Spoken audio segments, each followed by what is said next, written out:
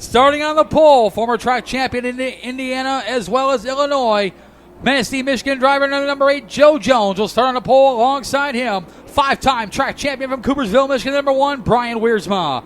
Inside, row number 2, former sportsman track champion from Coopersville, Michigan, number 15, is Scott Root. Alongside him, third place in the points last year with 4 feature wins, former 2-time track champion from Caledonia, Michigan, the 88, Tony Davis. Inside of row number 3, making his super stock debut, sportsman graduate from Comstock Park, Michigan, the 77, Jerry Shepard. Alongside him from Zeeland, Michigan, number 5, Dave Hart. Inside of row number 4, the 16-year-old driver from Middleville, Michigan, the 48, of Joe Moody. Alongside him, your Engine Pro fast qualifier, former 2-time track champion from Dora, Michigan, the 44, Brian Van Zalen. Inside of row number 5, from Wyoming, Michigan, number 33, of Alan Davis. Alongside him, from Grand Rapids, Michigan, the number 9, of Tyler Sturkin. Inside of row number 6, 2-time track champion from Dora, Michigan, 69-year-old Bob Bliss. Behind the wheel, the number 98. Alongside him, first ever appearance anywhere, and he makes it here at Berlin Raceway from Rockford, Michigan, 24, Corey Wapma. Final row on the inside. From Grand Rapids, Michigan, to 78, to Will Olmstead. Alongside him, from Newaygo, Michigan, number 29, Rob Shoemaker. That is your field. 14 cars set to go 25 laps. 25 laps for the Engine Pro Superstocks. Looking for the white flag wave lap and a lap or 2. We're getting close. Let's do it right now. Tony gives it up. White flag fans, let's give them a wave as they come past you here in the Engine Pro Superstocks. You've got some serious history and lineage and experience in this. Bob Bliss, 49th year at Berlin Raceway of the number 98. Joe Jones in the number 8 machine, Brian Wiersma. In the number 1 car, Wiersma, 5-time Superstock track champion. His first championship came in the 1997 season. His last came 11 years ago in 2008. Those two will lead the field in the turns 3 and 4. Chief starter Tony Postman's got the Mountain Dew green flag in hand. And we're underway with Engine Pro Superstocks. We're underway. The start looked a little ragged. Tony's unenthusiastically sitting there. If I'm a betting man, we're going to bring that one back, and that's exactly what we're going to do. And Tony Davis is driving off by himself in the 88. Tony's going to come back. And just on a quick personal note, Tony Davis fixed my hot water back in November. So there we go. God bless him. I have hot water. Thank you very much. Tony Davis, owner of Performance Plumbing. That's a spotter of his car. But Tony, you can't go to the front just yet. You're going to have to earn your way back up there. So Tony's going to have to back it up. Your 2-time champ there. Joe Jones and Brian Wiersma up in the 1. Wiersma's one of those guys, Matt, we've seen here. He's kind of on and off with the last decade. He was here almost every year, former champ, and seen him kind of sporadically, but just a couple times last year, I think, and then most of the time the year before. And we got a red flag condition, I believe. We have a medical situation. That's exactly what's happening. The Life EMS ambulance is going to attend to that, so we're going to have a quick break in the action. Talking about Brian Wiersma, he's a 5-time track champion in the Superstock division, one of the most successful drivers in the Engine Pro Superstocks. As we mentioned, won his first title back in 1997, and he repeated in 1998. Went on a 6-year hiatus for track championships and picked up back-to-back titles in 2004 and 2005. Then a 3-year hiatus in 2008. Right now, he's currently on an 11-year drought for a track championship. Last year, finishing 13th in the point standings. Yeah, like I said, he's really only been campaigning sporadically over the last 10 years. I don't think he's been running for championships necessarily. So, got the medical situation, I think, handled. There's the white flag from Dick Moore. We'll try it again. There as we had to get the ambulance dispatched just to the concourse side of the racetrack. So thank you for your patience on that. Joe Jones makes the drive down every Saturday night from Manistee, Michigan. So that's a good 2-hour drive. Beautiful town. Good story on Joe Jones, a former Chicago, Illinois resident. Track champion at the now closed Raceway Park in Chicago, Illinois back in 1994. Also a former track champion in the sportsman division at the now closed Indiana Motor Speedway in Schererville, Indiana back in 95. Well, I don't want him to win here because that means they're going to close Berlin. So oh, gosh, no. Just kidding. Joe Jones is going to lead him. He's the 8 car on the inside. Wiersma, the 1 car on the outside, leads him to green. Mountain Dew green flag rolls back out. Chief starter Tony Postman. There is Brian Wiersma on the outside. He'll take over the race lead. Heading down the backstretch for the first time. It's a plethora of black cars up front. The veteran Wiersma is going to lead him in the number 1. Here comes Tony Davis, 2-time champion in the 88. Oh, he gets close with Jones. If they didn't touch, you could not put a cigarette paper jam between them. They go side by side, the 88. Tony Davis goes second. Wiersma continues to lead in the number 1. Here comes Dave Hart around the outside in the Terry Labonte tribute car in the number 5 machine. He's now in the final podium position in the 3rd spot in that yellow and red number 5. And right behind him, here comes former two-time track champion Brian Van Zalen, the 44. Haven't seen Van Zalen in a few years, as he used to drive trucks out here in the Sportsman back in the bad old days. The 44 truck. Caution flag on the racetrack. Caution flag is shown. Van Andel Propane yellow flag out on the speedway. We're still looking for it. Check with race control here momentarily to see what the issue is, but yellow flag on the speedway. As soon as we know, you will know. In the meantime, the Benton Baker Chevrolet Silverado pace truck will be rolling back out. Looks like some debris right here in the front stretch, right in front of Chief Starter Tony Postma. That is the reason for the yellow flag. Debris caution. Our buddy Pierre Debris making his first appearance of the season here at Berlin Raceway. He's got brothers. They're all French, Claude and Jacques. We don't like them. Yeah, whatever it was, Tony could see it. It was literally right under the flag stand there, so none of us could see it, but he could. So that is the reason for the yellow flag. So safety first, as Mom used to say. We didn't always follow that when we were kids, but here we do. So 2 laps completed, 23 laps to go. The first of 2 Engine Pro Superstock features of the evening. Brian Wiersma leads at Tony Davis in the 88. Let's talk about Dave Hart for a minute in the, everybody knows that as the Terry Labonte Cornflakes car. How could we not forget that paint scheme? Dave Hart, Dave's a great guy, but I don't know who he does his paint jobs, but his cars always look fantastic. He's a silver bullet car out here. He's run Dodges and all these great body styles and paint schemes, but he really has outdone himself with that. That car looks great. So let's give Dave Hart a kudos for a nice looking number 5 car. Times I've been here in the past, for special events when the super stocks were also on the undercard. Always point out, well, who is that car? Well, that's Dave Hart. Yeah. Who's that car? Yeah. Like 3 years later, who's that car? Well, that's Dave Hart. Gee, that's him again. Yeah. But this year coming out with a we got to talk to his body and paint guy. I don't know who's doing that. I need to get him over to my place. So there comes the Madhouse restart. We'll get this set here in just a minute.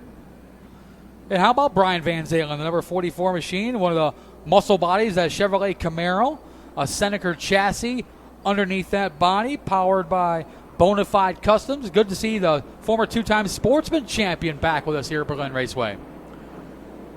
So we're going to head down into turn number 3 and 4. Now, Matt, we talked about the Madhouse restarts. Now, this is the first time we've ever done them at Berlin, so this is new for us and for them, so we got to give us a little patience and everybody getting the hang of this. But real quick, as we see it, tell us what happens.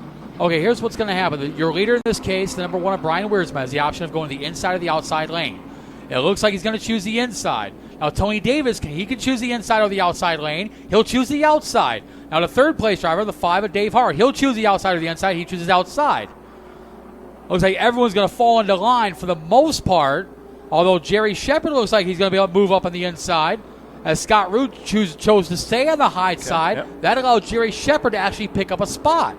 So now Shepard, who's shown 7th on the grid in scoring, is now moved up to 5th. As a result of that. So it's more strategy than anything else. Is the outside lane working for you tonight? If so, stay up top.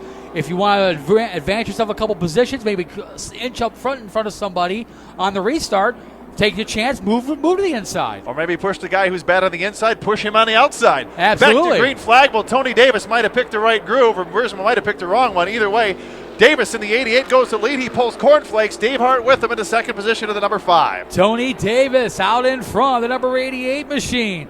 Davis, a former 2-time track champion. One of those titles coming into Superstocks in 2015. The other in the Sportsman in 2012. He officially takes the lead on lap 3.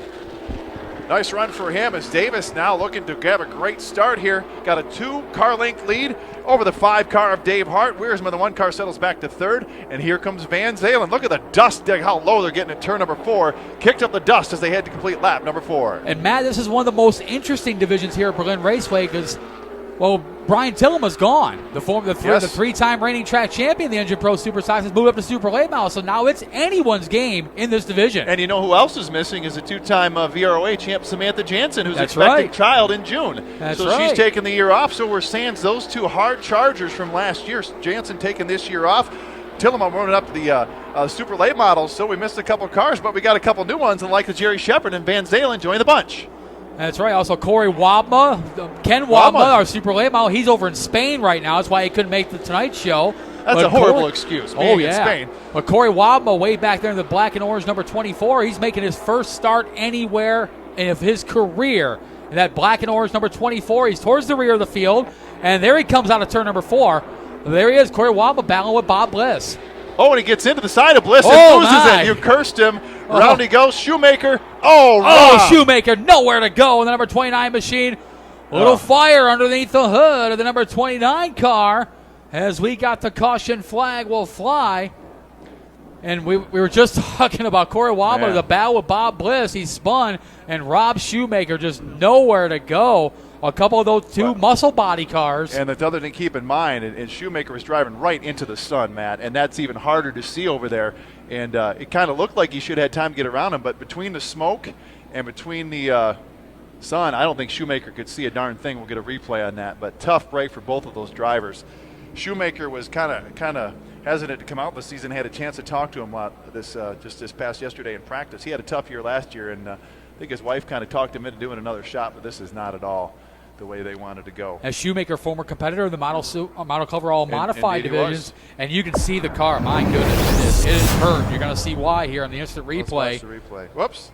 It's the modified division. That's the modifieds. Well, that's all right. That's a good replay, too. We'll get that That was a good replay, though. I was about to give a great compliment to Andrew and the video crew here, but there's your first demerit, guys. Well, you can tell just by looking at Rob Shoemaker's car. My goodness, that front end is just about gone in that number 29 machine. Tough break. Tough break. For that Steenland Insurance Agency Ford Mustang, one of the new muscle bodies. Of course, Corey Waba, the 24, looks like he's able to pull away. That's another one of the muscle bodies, Chevrolet Camaro. Well, the good news is, not if it's good news necessarily, but Waba got hit right in the driver's door, and I'm not sure he banged up the chassis too bad at all. He might be able to continue. Yeah, Shoemaker. He's pulling away now in that number 24 machine, the Destin Logistics Chevrolet Camaro, 29-year-old driver from Rockford, Michigan, making his debut. First race anywhere of his career, and he's doing it in the Engine Pro Superstocks at Berlin Raceway. Well, he'll have to call Dad over in Spain. Hey, Dad, guess what? Here's my debut. Of course, it may be like 2 o'clock in the morning over in Spain right now. Let's send Tyler and the crew down there. I feel bad for Rob Shoemaker. Rob's a great guy. He's a policeman right down the way in Walker here.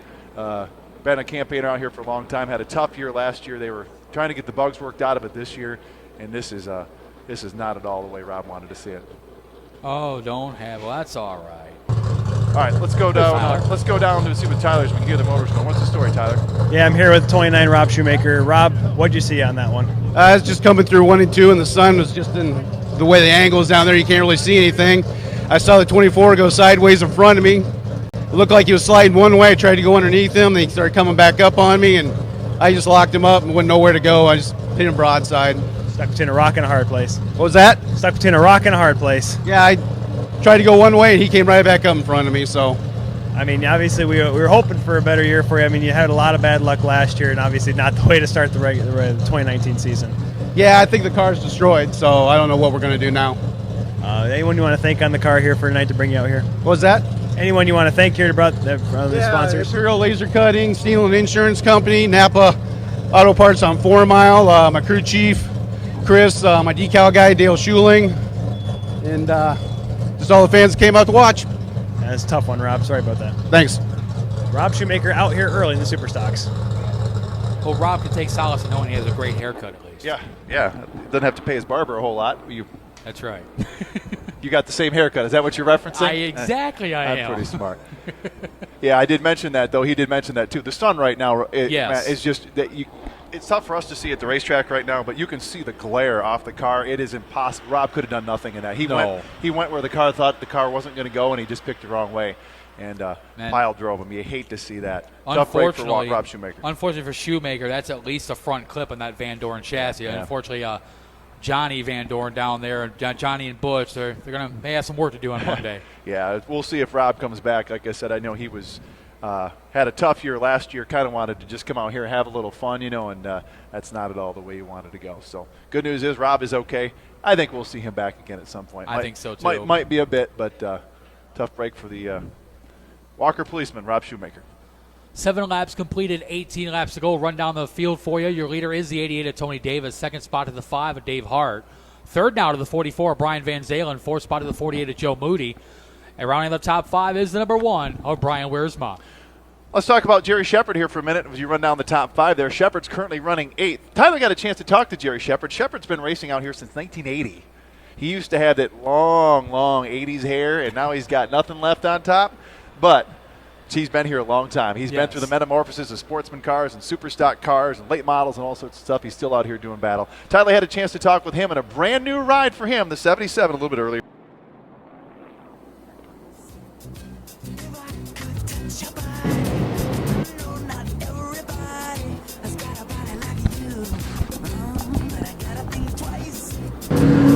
All right, Tyler, go ahead. What do you got? Yeah, guys, I actually just talked to Jerry Shepard's team because he had come in because his rev meter was a little off. But I asked him about how he felt with the car. He said it's handling very well. He's just trying to find his track position right now in his very first race. Okay, new car and a veteran driver. So Shepard trying to get the handle on it. Matt, we're down with 7 laps down, 18 to go, and we're working our way through these races. That sun is bright here this afternoon. Yeah, it sure is. Got to get used to our shade here that we have up here in our booth, and kind of got to figure out how it's going to work because that sun is. I mean, right now it is straight on at us. Yep. So if only in 1949 they had built the grandstands on the other side, we would have been perfect. Right. All those 70 years ago. All right. Pace Truck's going to dive it in. The Madhouse restart has been settled. It's going to be Tony Davis side by side with Brian Van Zalen, Dave Hart, and look up here. Joe Moody's now sneaked into the top 4. Restart, ugly restart. We're going to have to try this one again as Van Zalen takes off into the sun. A very Mountain Dew green flag from Chief Starter Tony Postma as the Van Andel Propane Yellow comes right back out. And somewhat amazingly, the 24 Corey Wadma is back out on the racetrack after the hard hit. So, but it hit it just in the right spot. Don't think it got the wheels or much of the chassis. Just kind of hit the cage and some sheet metal, and we'll see how that car handles. Tony Postma, tomahawk chop on Brian Van Zalen. That's not a good thing if he does that to you. No. That means, hey, you, start where you're supposed to start, which is in that box with those 2 lines in turns 3 and 4. We mentioned him earlier tonight. I do want to mention a big thank you to NASCAR Whelen All-American Series representative Robert Reyes, who's enjoying the show here this evening, right to our left of the booth here. Thank you, Robert, so much for coming from Daytona Beach, Florida, enjoying the beautiful Michigan weather here in the springtime in April. Don't tell him it was snowing on Sunday. No. Green flag back underway. Tony Davis shoots off like a rocket ship, and Brian Van Zalen, the white 44, goes in second. Dave Hart in the Kellogg's car knocks on the back door in third. Here comes 16-year-old Joe Moody in that blue and black number 48 machine. 2-time feature winner from 1 season ago. He'll look to the high side of Brian Van Zalen coming out of 4. Dust gets kicked up by Scotty Root, the 15. Back up front, Tony Davis still leads Brian Van Zalen in the white 44. Here comes Joe Moody. 2 wins last season in the 48. That's the old Jimmy Johnson paint job on the 48. He runs in the 3rd position. Older brother Seth Moody took that car to 2 Super Stock championships in 2015 and 2014. Now younger brother, 16-year-old Joe Moody in his 2nd season with us here at Berlin Raceway. Finishing in 6th last season, now he's working on former 2-time track champion Brian Van Zalen as they'll make their way into turn 3 and 4. Should also point out, Matt, the 48 car is actually his own. His brother still has his car. Oh, yeah. Yeah, he's got his own darn car. Bro, you keep your own. I'm taking mine. It's working, though. Down to the inside of Van Zalen. Boy, he gets close to the white 44 car. Cannot make the pass. Going to look at it again. Everybody's single file now for the moment as we wrap lap 10, 15 to go. Good battle, 2nd, 3rd, and 4 between the 44 of Brian Van Zalen, the 48 of Joe Moody, and the 5 of Dave Hart. The 15 of Scott Root lurking back there as well, currently in 5th spot. The 2013 Sportsman champion now, trying to reel in that number 5 of Dave Hart. Thought it was smoke. There's a lot of dust on the racetrack. They're hitting the tops and the bottoms where all the dust has been kind of kicked up today. Looks like there's issues, but it's just a dust bowl. There goes Alan Davis, does the same thing down in turn number 1 in the 33 car. Back up front, it's still Davis at the 88 leads. 44 Van Zalen runs 2nd. Joe Moody, 48, runs 3rd. This time by halfway home. 13 laps completed, 12 laps to go. Tony Davis in the number 88 machine at Performance Plumbing Ford. A 4-time feature winner 1 season ago, finishing 3rd in points. Looking for his first win of 2019. But now he's got Brian Van Zalen, Joe Moody, and Dave Hart. They're closing the gap. All running behind him, but everybody's single file. Tony Davis, we've seen this before, Matt. When Tony gets out front, it's hard to catch him. He's going to be hard to get sitting up there in the catbird seat.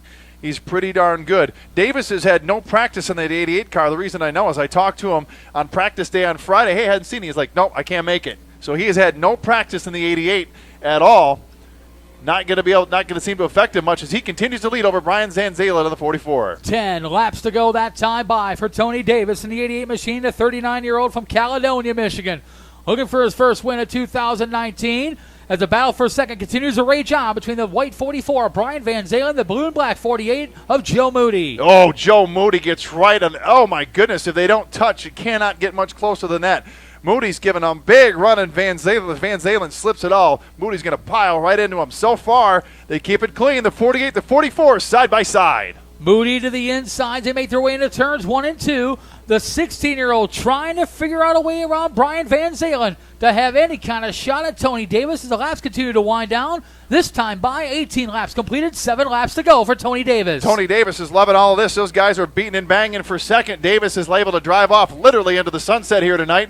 Seth Moody again, side by side, the battle for second, the 48, the 44. Cannot do it. Van Zelen has given him the room. Cannot make the completion. Here comes Dave Hart now in the picture of the number 5. That battle between second, third, and fourth continues to rage on between the 44 of Van Zelen, the 48 of Moody, and the 5 of Hart. In the meantime, Tony Davis with about a 3/4 second lead over that trio in second, third, and fourth.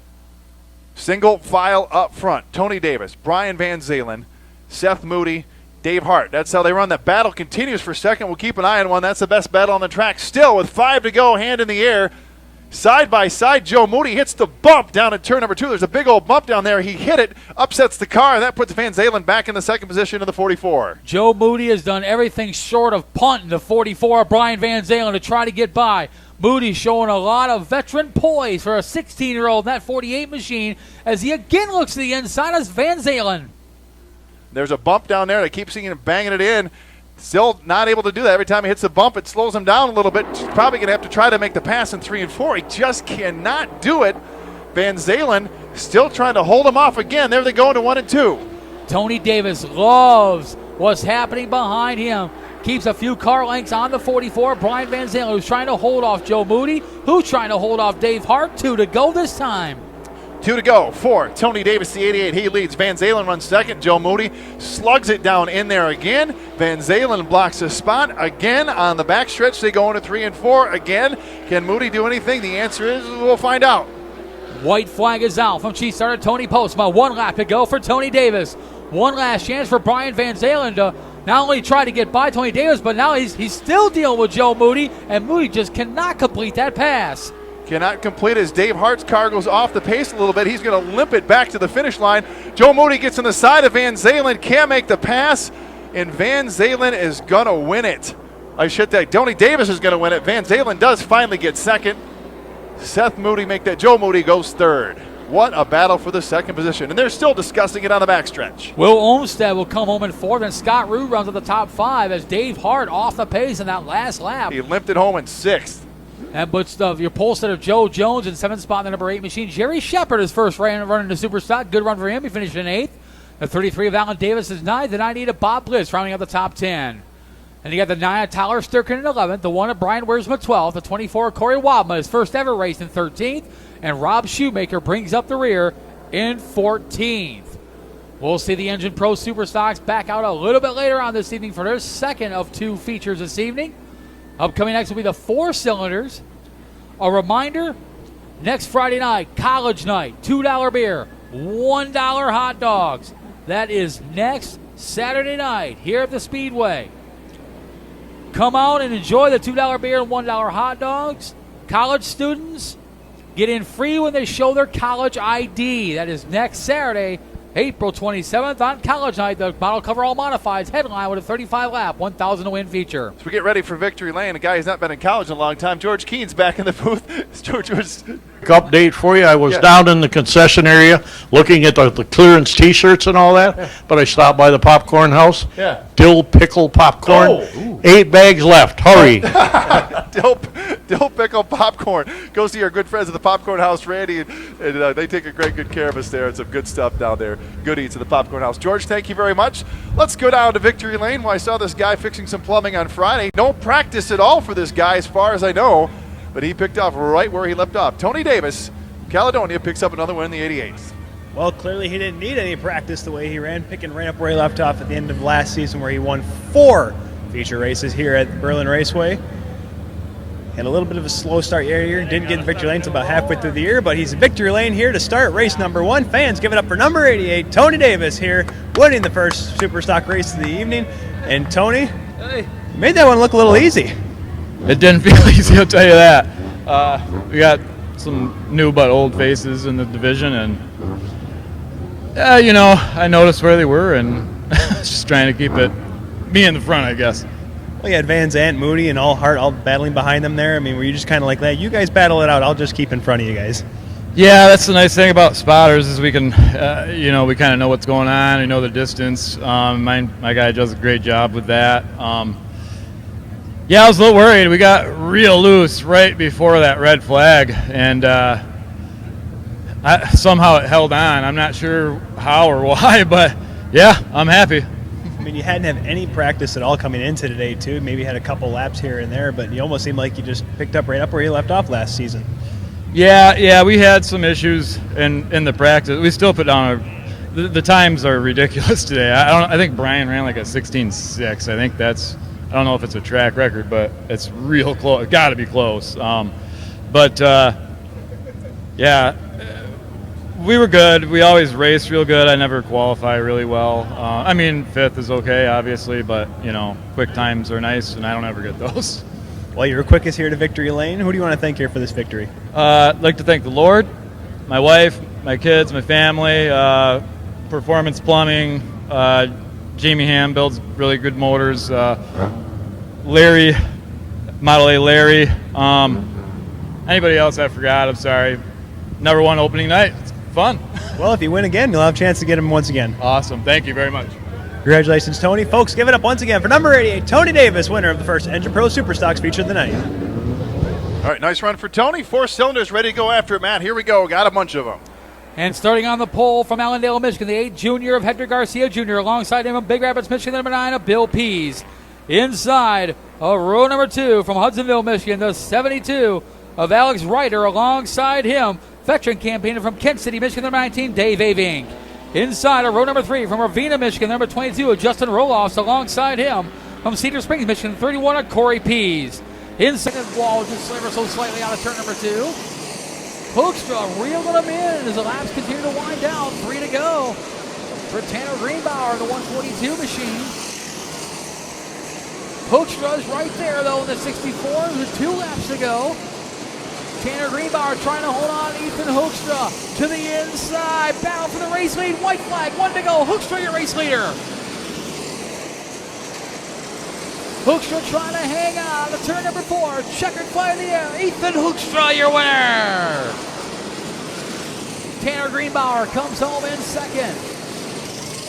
Lindsey Girolamo will finish in third. AJ White fourth, and Carter Wolf rounds up the top 5. How about a nice round of applause for our 6 to 9-year-old mini wedges?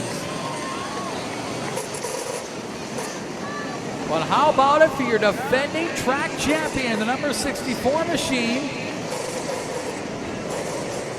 2 feature wins during the 2018 racing season, on his way to the track championship.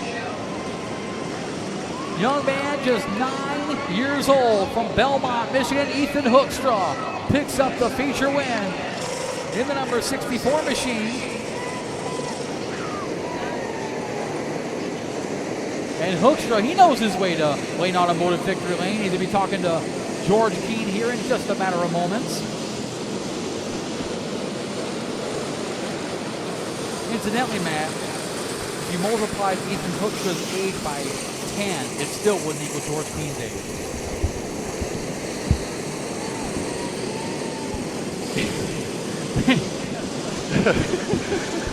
I guess your radio's working, George. You heard that comment, did you? I heard that compliment. All right, we're going to turn the next feature underway here. When you get a minute, George, just pop in there and talk to our winner. We'll let this race go around the track here. And we got a yellow flag and got cars off on the dirt. All right, George, we got a second. How's victory lane down there with our young winner?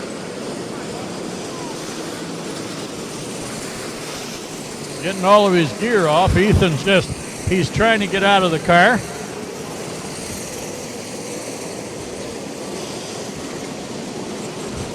Happy young man, aren't you? Yeah.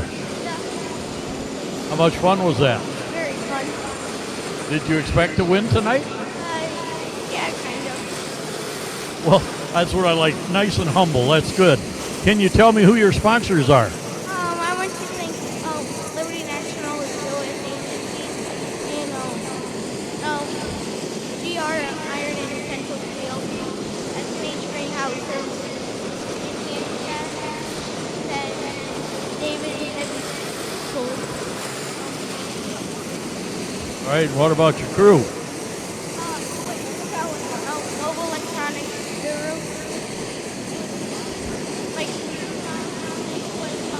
my dad.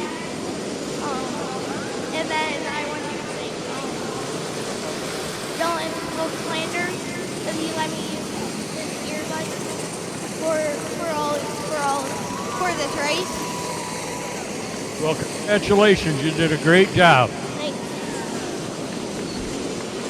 Thank you very much, George. That's very funny. Congratulations, buddy. Nice job. All right, we're going to try the mini wedge heat race, feature race number 2, I should say.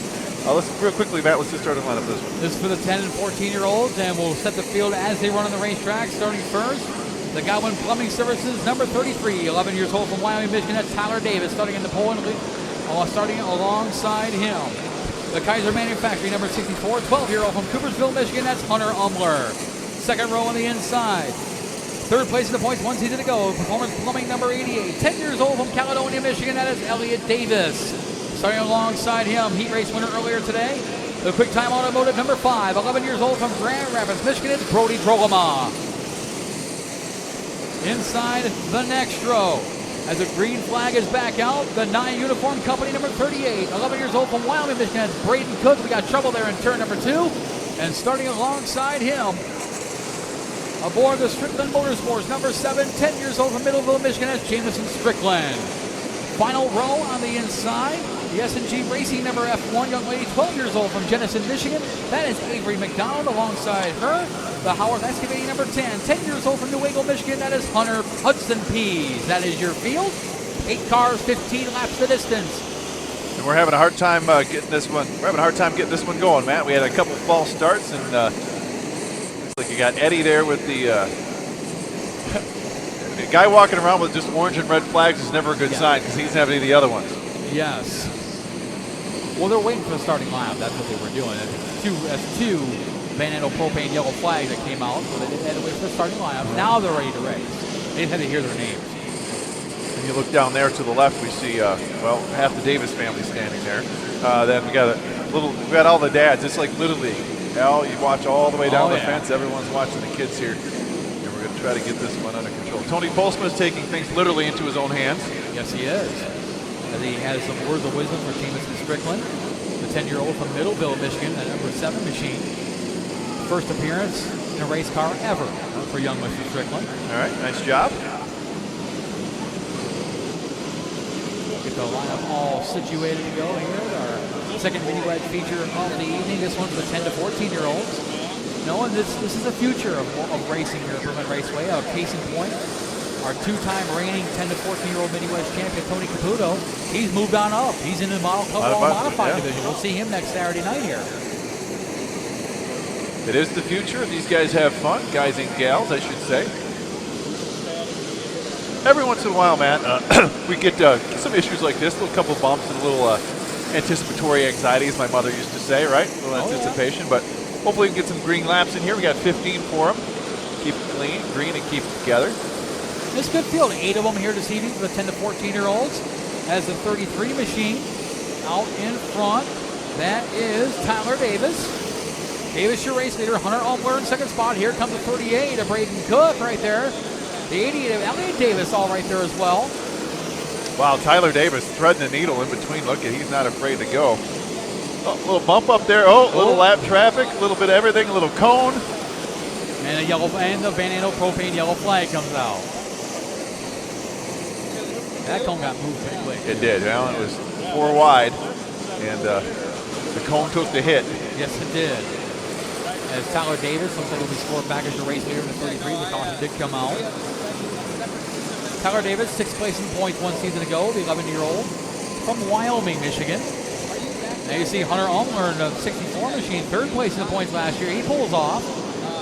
something to miss with the 12-year-old from Coopersville, Michigan. He's going to head pit side. Tough break for Hunter Umler. That car's got a flat tire. Oh. You can see it bumping. Yeah, there. you definitely see that. Yeah. So. Tough break for Hunter Umler in the 64. Yep. 4 wide business down there with a cone.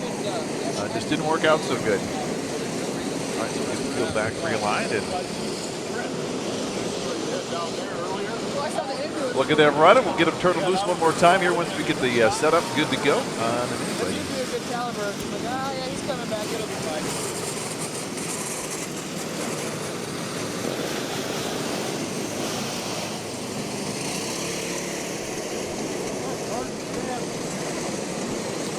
Except harder. One start flying, just lay down for the wall.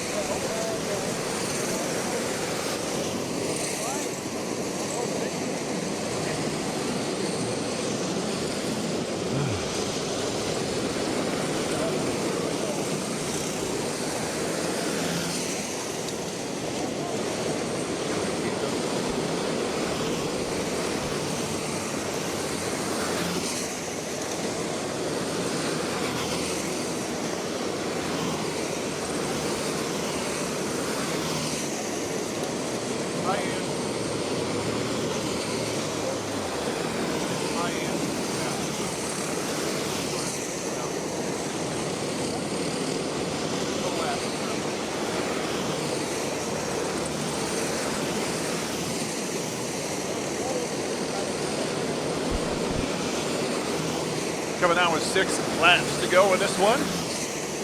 All green after the restart so far.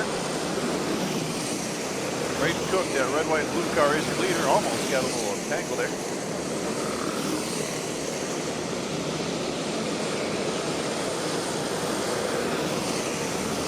Round and round. Wow. Able to get around that corner. Okay, that's good news.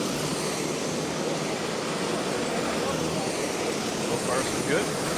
How about Braden Cook in the 38 machine, your race leader, second in the points, 1 season to go. Braden's really been doing some weaving in and out of traffic here.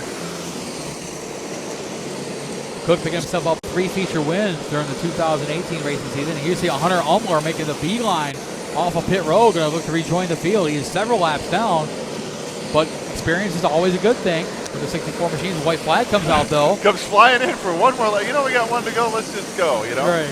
As Braden Cook brings home the win, the number 38 machine, one of the Davis family racing entries. Yeah. Brady Drolema comes home in second, Tyler Davis third, Elliott Davis fourth, Hunter Pease in fifth. Then you got Avery McDonald, Jamison Strickland, Hunter Umler rounds out the field. But how about it, your 2018 runner-up in the mini wedge, 10 to 14-year-old division from 1 season ago, won 3 features. Thank you very much. Dill Pickle Pizza and the Super Stocks getting ready to roll. Okay, thank you, George. Dill Pickle Pizza, only at Berlin Raceway, sort of for not really limited time. Guys, see you later. Thank you so much. Sun's going down. Nice, good viewing weather. Let's give you the starting lineup for this one as they get ready to roll out. The Engine Pro Super Stocks ready to go. 30 laps here this evening. Starting out front, the P51 from St. John's, Michigan. That is Scott Pemberton. Then his outside scheduled to go was Will Olmsted. Don't see him there. Looks like Olmsted will run scratch towards the back. That will put Bob Bliss, I believe, up to the front row there next to him. We'll see how this one all shakes out. Then it's Tony Davis in the 88. Flanked by Brian Van Zalen in the 44. Joe Jones in the number 8 machine. Scotty Root the 15. Joe Moody the 48. Jerry Shepard the 77. Seth Moody the white 48 as we give him the white flag this time by. Dave Hart in the number 5. Then it's Alan Davis the 33. Tyler Stirk in the black number 9. Corey Wadma the 24. And Ronnie Smith and the Crocker car running towards the back in the 31. It'll be 30 laps. Get ready to turn them loose. Matt Preer, they're by you. How they looking? They're looking strong as they make their way out of turn number 2. The Bettenbaker Chevrolet Silverado pace truck will pull in the infield. It's in the hands of Scott Pemberton, the P51. Bob Bliss, the 98 machine, and Matt McKenzie. They're all yours. They're coming out of turn number 4. All right, second half of the program underway. Here we go. Engine Pro Super Stocks. Pemberton gets a big jump on the veteran Bob Bliss, the number 98, as they thunder down into 1 and 2. Bliss continues to show a little smoke out of the side of that car. We're going to keep this one clean and green. Pemberton going to lead maybe his first lap ever at Berlin Raceway. No, Dave Hart spins mid-pack. Caution flag is out. Everybody needs to get woed up as Dave Hart spins it around on the backstretch. Yeah, Dave Hart just got to kind of turn himself around coming out of turn number 2 and just lazily spun going down the backstretch. Will Olmstead also pulls off the number 78 machine, basically a starting part this evening. Lots of all kinds of mechanical problems for the number 78 machine. But yeah, Dave Hart is kind of a lazy spin coming out of turn number 2. All right, so Hart's in the Terry Labonte throwback look-alike style, circa 1990, whatever that was. Goes down past you, and we'll get him back out. Looks like Olmstead maybe will return to competition, as he just maybe dove down pit road to avoid the melee that was going on. So this should unofficially be a complete restart. And we'll see what happens with this one. So again, the caution flag, I don't know if we're on record material, but we've certainly seen an awful lot here tonight as the sun begins to set down in turn number 1 and 2. Yeah, Van Andel Propane, the sponsors of our yellow flags, getting a workout tonight, that's for sure. But as we get set for our second of two, Coors Light Sportsman, or excuse me, some Engine Pro Super Stock features 30 laps of distance here this evening. 30 laps the distance for the Engine Pro Super Stocks, followed by the 4 cylinders and of course the super late models and Sportsman yet to go as well. So we got a lot of racing to go here. Appreciate your patience. First real hot night of racing. Scott Pemberton, the P51. Matt, let's talk about him briefly. Story on Scott Pemberton is what? Well, Scott Pemberton getting some laps in preparation for next week's ICAR Main Event Outlaw Super Late Model Series event. Their final appearance of the season. Pemberton, a longtime Outlaw Super Late Model competitor out of St. John's, Michigan. Started the season over at Owasso Speedway, was in the top 5 in points, decided to bring out his Chevrolet Camaro to run with us in the Engine Pro Super Stocks. This is his third appearance of the 2019 season. As we mentioned, getting all the track time he can. And as you know, Matt, track time is absolutely key here at Berlin Raceway as he gets set for next week's ICAR Main Event Outlaw Super Late Model Series race. Dick Moore gives him the finger in turn number 4. That means we're going green flag next time by Pemberton and Bob Bliss on the front row. First start of this race, Pemberton got a big jump on Bob Bliss in the number 98. We'll see if he can do it this time around. Pemberton, I don't know, Matt. I don't have the stats officially. I don't think Pemberton has ever led a lap here. It's possible, but nothing's coming to my mind, and I've been here the years he's been coming, so we'll see if he can pull off a first official lead of his own down here as we get ready to turn him loose again. 4:30 laps the distance. The Benton Baker pace truck pulls it in. Scott Pemberton and the P51, Bob Bliss, the yellow 98, going to lead him to green. We'll try it again. 30 laps of the Engine Pro Super Stocks. We're underway with Pemberton with another good jump as they head down to 1 and 2. Bob Bliss, a little telltale sign of smoke with number 98 machine, but nevertheless, he's in second spot. He works his way on the high side of Scott Pemberton, but Pemberton's going to lead him into turn number 3 for the first lap. All right, so Pemberton officially could lead his first lap that we know of at Berlin Raceway. Will he do it? The answer is yes, he will, with Bliss in tow right to his outside. Tony Davis shoved right down to the inside as well. That's a good battle up front for the top 3 anyway, as Bliss goes a little bit high, showing a little bit smoke, Matt. We saw that before. It doesn't seem to slow the car down. No, not at all, as he makes his way around the high side here at Berlin Raceway. The 70-year-old veteran, former track champion, still hanging on to that second spot as he's got Tony Davis on his inside. Brian Van Zalen right behind him, trying to figure out which way to go as they make their way into turn number 3 with Pemberton still out in front. Pemberton continues to lead, and now it's going to be 3 laps. Pemberton has led. Tony Davis going side by side with Bob Bliss. That is the battle for the first, second, and third positions. Van Zalen runs 4th, and then Joe Jones, the good showing, rounds up the top 5. Yeah, Joe Jones missed a week in the number 8 machine due to some heavy damage from the previous week, and Jones not able to run the makeup feature from earlier tonight. Now he's in the top 5. That's all the Cupcake number 8 machine as you see the LED lights come on for the first time with Scott Pemberton is still out in front, but here comes Tony Davis to his inside. The lights come on and the sun goes down. The racing continues. Pemberton continues to lead. Best run he's had at Berlin Raceway arguably ever, we could say, at least at this point. Tony Davis runs 2nd. Bliss runs still good 3rd, make that 4th position. And now he's getting challenged from Joe Jones. A salted Cupcake ride from Manistee out of the inside, cracking into the top 5 as well, battling Bliss side by side. And they are side by side. They make their way into turns 3 and 4. Joe Jones now with the advantage of the number 8 car as that black number 8 will take over the 4th spot. Here comes Seth Moody as well, the 48-year feature winner from about 2 hours ago.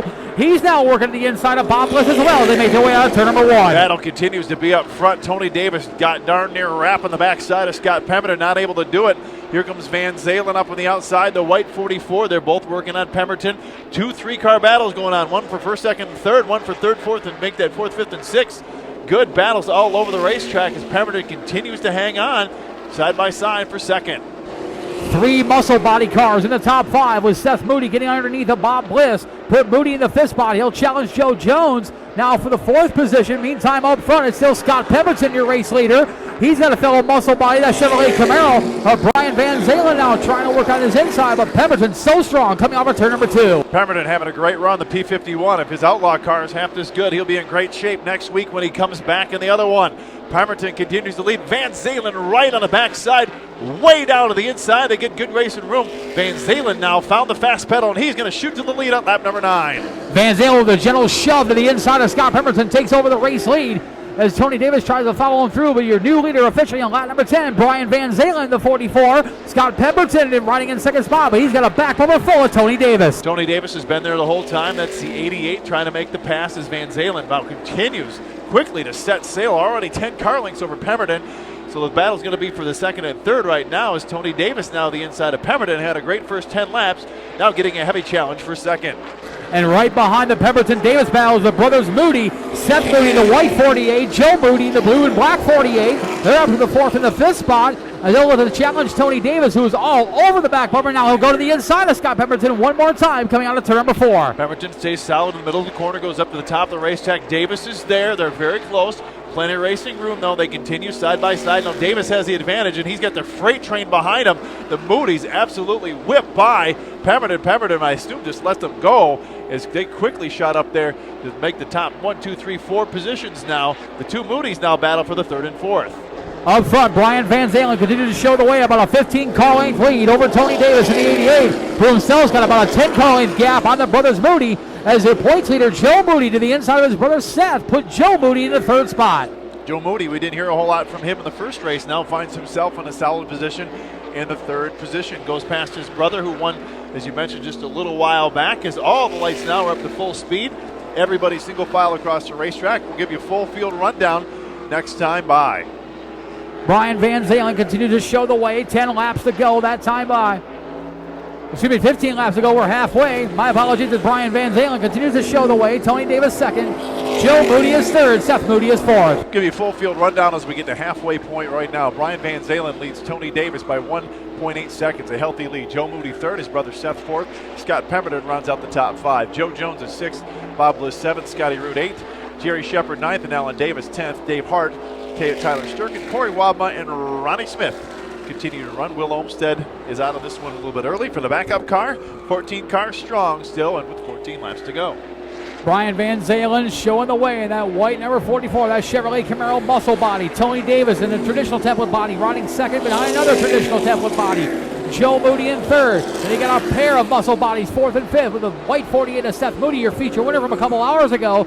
And Scott Pemberton, your pole sitter, early race leader, shoveled back to the 5th spot. So field pretty spread out now after some tight quarters a little bit earlier on. A lot of racing distance between almost every competitor until you get much farther back in the field. It's all Van Zalen. His lead has actually shrunk 1.3 seconds. It was 1.8. So can Tony Davis run him down? That is the question. He's got enough laps to do it. Still 11 to go. Davis slowly but surely catching our leader, Van Zalen. Top 4 cars, all feature winners from the 2019 racing season. Brian Van Zalen, a winner on opening night, as he's tried to maintain that lead with 10 to go. But Tony Davis, you're right, Matt. Tony Davis is catching him in a hurry. He's making up so much ground coming out of turns 1 and 2. 0.3 of a second that time, Matt. That's the distance. If he does that 4 laps, he will catch him if he continues at that pace. We have 10 to go. That gives him 5 laps for them to try to make the pass. We'll watch the times this time by Van Zalen's. Deficit knocked to 0.6 of a second. Tony Davis, and he's coming fast. Tony Davis has found a lane to his liking in the number 88 machine as he closes the gap on your race leader, Brian Van Zalen, the 44. The brothers Moody also trying to catch the 2 leaders as well.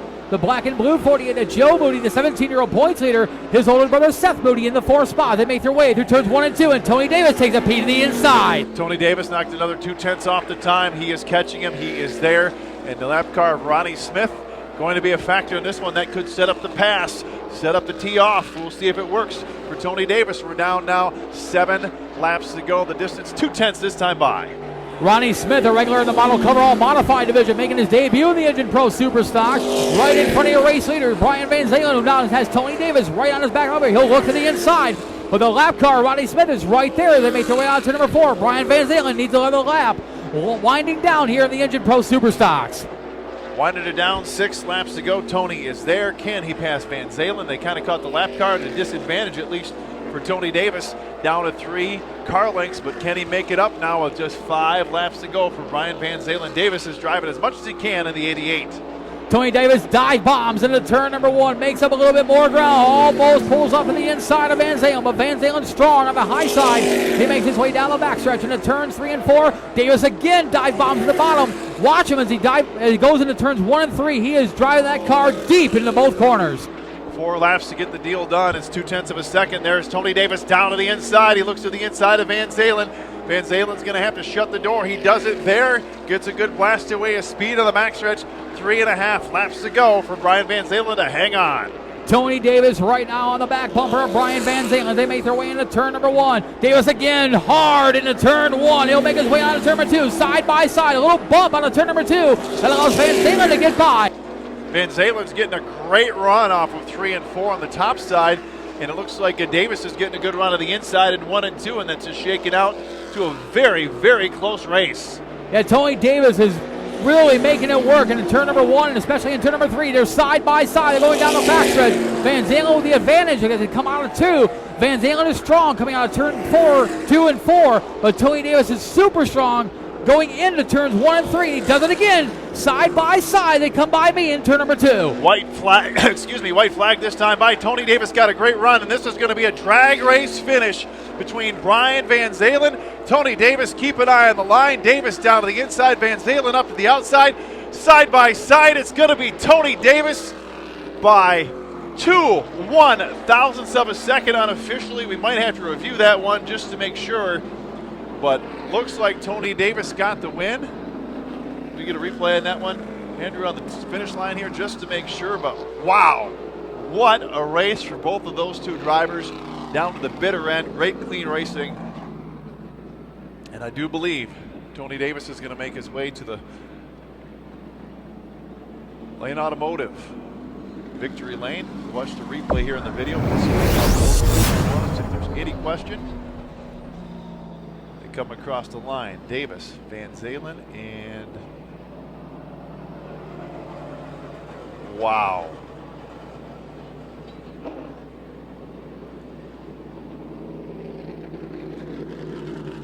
Wow. As Tony Davis continues to parade around. And Davis credited with the win, but it was quicker than a blink of an eye. What a run. Look at the wheel marks on that Tony Davis car. Donuts. Yellow stripe all over. Do we have an official time of how close that one was there, Matt? 2/1,000ths of a second. Wow. That's pretty close. Yeah, even on the video replay, it was really hard to tell, but it was just enough. There we go over there. Tony's getting up and out of the car. I believe that's mom and kids down there, I'm assuming.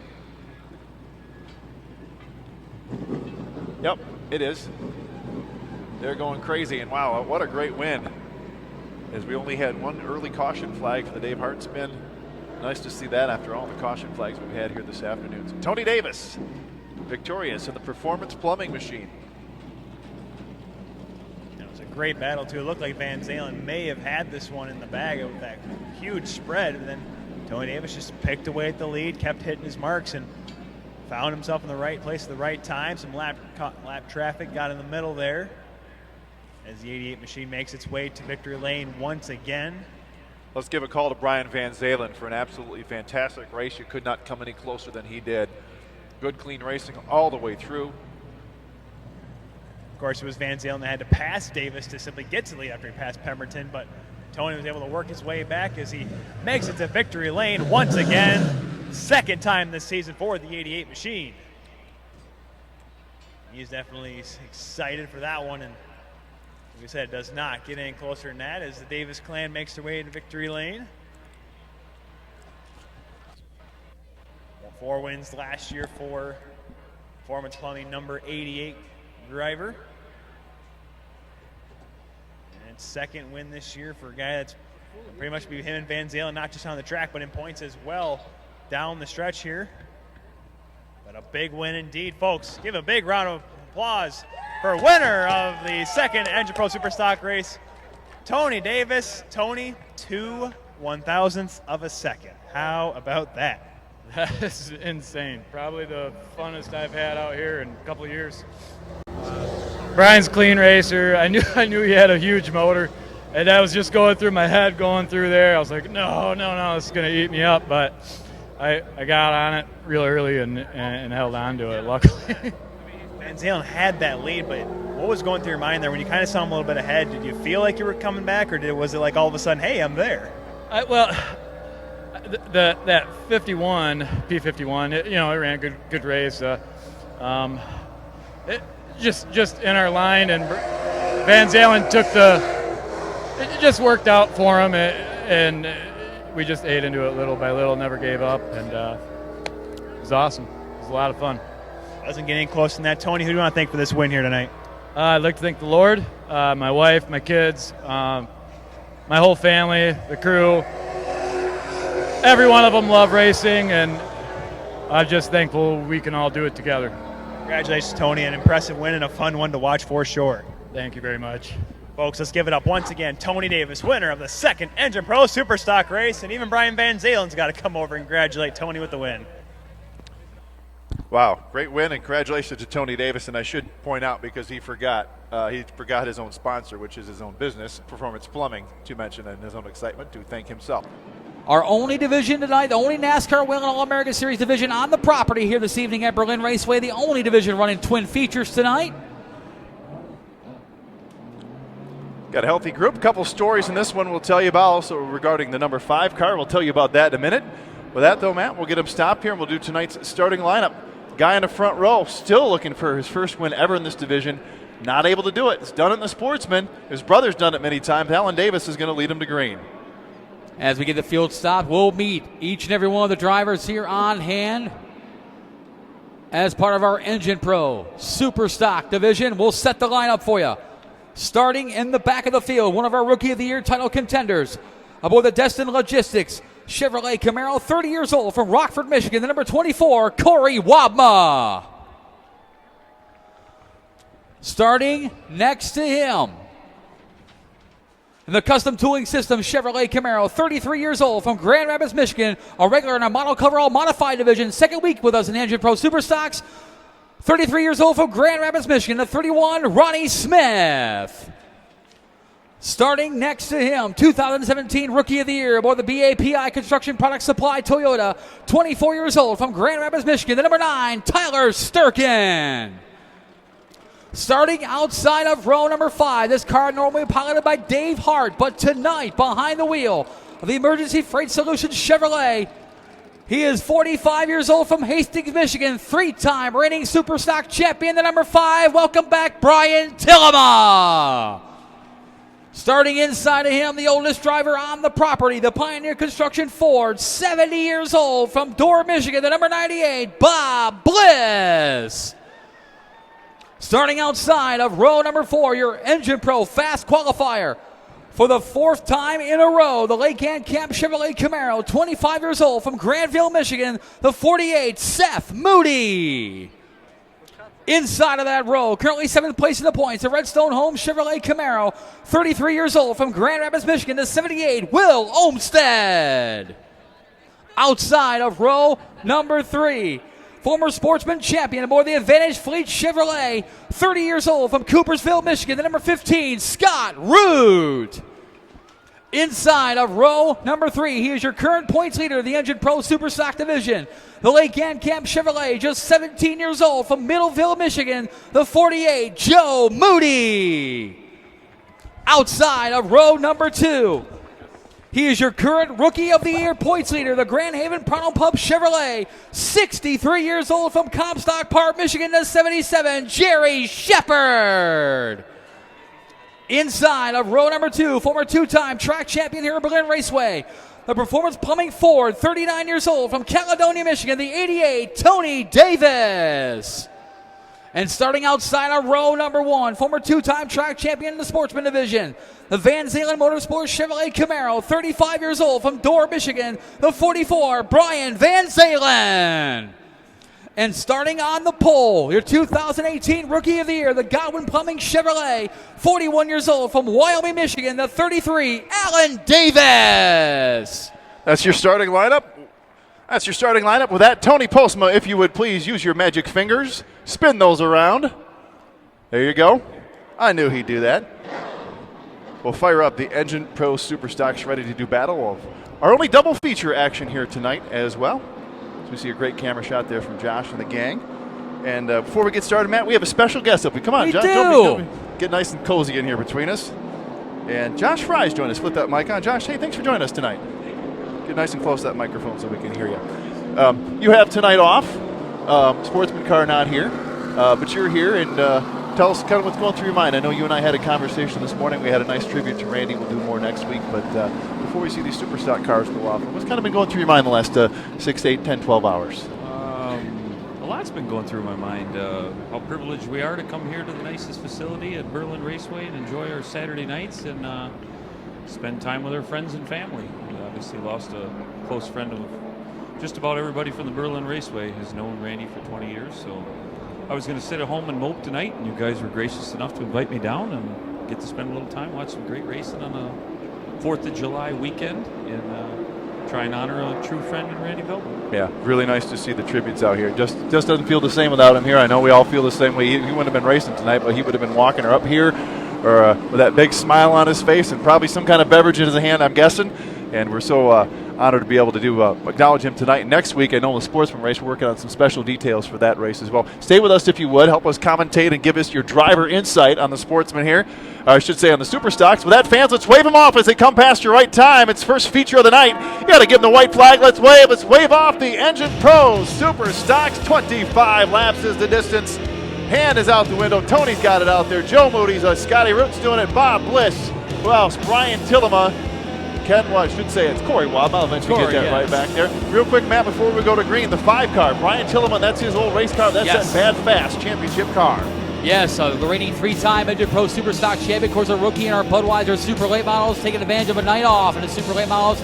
Getting back to something a little more familiar to Tillema as he'll start outside of row number 5 as Davis, Van Zalen out of 4. Mountain Dew green flag from Heather Thole. Green flag, we're underway. She throws the green flag. Tillema, I should say, Bob Bliss got a little bit of a slow start, kind of backed everybody up. Small barbecue out of the backside. Alan Davis shoots to the front. His brother Tony's in third and wedged in between them. These guys had a great battle 1 week ago. Van Zalen in the white 44, he battles for the second position. Alan Davis to lead lap 1, the number 33 machine. The field now starting to sort themselves out. Brian's Van Zalen riding second. Tony Davis in third. Van Zalen in a Davis sandwich as he makes his way down into turn number 3. Van Zalen trying to get underneath Davis as they go into turns 3 and 4. Wow, what a battle up there. Is close. They might have touched it. They didn't. It got very close. Van Zalen's going to have to work. He's in the Davis sandwich to 33 of Allen. Tony behind him now getting close to wrap on the back bumper. No dice, single file up front of the moment, at least for the top 5 to get a little farther back. Tony Alan Davis out in front in the number 33 machine. Brian Van Zalen riding second. Van Zalen to the inside. They make their way into turns 1 and 2. Little bump, little rub. They go into turns 1 and 2. A little sideways. They come out of turn number 2, but Davis not giving up on the high side. Davis wants that first ever feature win in the Super Stocks. And Brian Van Zalen, he's already got a couple of those. He's not willing to share it all. They make their way out of 4. Hey, let's bring Josh into this. Josh, you're watching a race like this. How hard is this to drive? Is this crazy or what? I mean, if you're this guy, look how close that battle is. They've touched 3 or 4 times. What goes through your mind? Just trying to do everything you can to be smooth and hit your marks because these boys are battling it out door to door. Oh, just a little bit of contact. This is that's the third little bit of contact we've had in 2 laps up front. Look at those guys. I've been holding my breath for about 2 laps trying to figure out what's going to go on here, but door to door, wheel to wheel. And Scott Root off the pace, the number 15 machine. He goes back to the back of the field. Meantime, up front, Alan Davis still in command, but Brian Van Zalen not giving up. He's throwing just about everything with the kitchen sink at Davis. Wow. As they make their way out of turn number 4 one more time. 5 laps completed. Alan Davis and now Tony. He brings his brother with him. There could be a Davis 1-2 up front. As Van Zalen gives him everything he's got. Davis slips up a little bit. Van Zalen goes back in the second position. What a battle up front for Alan Davis. Boy, he wants this one. He wants it bad. He absolutely does. Alan Davis in search of his first ever Engine Pro Super Stock feature event. He's put some real estate a little bit between himself and Brian Van Zalen, who's now got to deal with Davis's brother Tony Davis. Will Olmstead in the 4th spot in the 78 machine, your current points leader. 17-year-old Joe Moody thinking about the high side on Olmstead. Thinks better, but dives back in behind him. Everybody single file at the moment until Olmstead again steps out of the inside down. He looks on the inside of Tony Davis. Olmstead, I'm not sure, Matt, if this is his backup car or he's back to the primary car. I think it's the backup one, is it not? Looks like it. So Olmstead, after getting a pretty big shot in the shorts a couple weeks ago, now in the third position. Joe Moody down the inside almost hits Tony Davis. Yeah, Will Olmstead was involved in that wreck a couple weekends back. That involved Jerry Shepard and Scott Root. That car still quite a bit of damage to that machine. So this is the backup car he's been bringing for other drivers to drive. Tyler Nowacki's been in the last couple of weeks. Now Olmstead himself behind the wheel of that Chevrolet Camaro, and he's in the final podium position in third. He battles with, we got trouble in the turn number 4. Tony Davis goes around. Everyone gets by. A big plume of smoke, of dust there in turn number 4 brings out our first Van Andel propane yellow flag of the afternoon. Well, if you had any doubts if it rained at Berlin Raceway in the last 4 days, the answer by that is obviously no. Dust cloud down in turn number, what's left of 3 and 4, if we can see it. That is about the biggest dust storm as we've had out here. Wow. Josh, looking at these cars, these aren't sportsman cars, so a little bit different tire, different setup. These cars look really squirrely out there. Is that a result of the tires, the racetrack? I mean, these cars are really running around as we watch the Tony Davis incident right here. A little help from Joe Moody on the inside, no question about that one right there. A little contact. Yeah, it was like a little bit of contact there in turn 3 and 4. Tony nails the gas, of course, to get it out of the groove. You don't want to nail the tractor tires. We saw what happened there a couple weeks ago. He was able to channel his inner dirt racer. Yes, that's right. Not the way he wanted to do it that far down, but he threaded the needle somehow. Speaking of dirt racing, Josh Fry, you and I have a little bit of a history over at I-96 Speedway from a few years back. Former 2-time dirt car UMP Street Stock national champion. You started your career on the dirt not that long ago. You haven't been racing that long, but you were good right out of the box in a dirt car street stock with 2 national championships.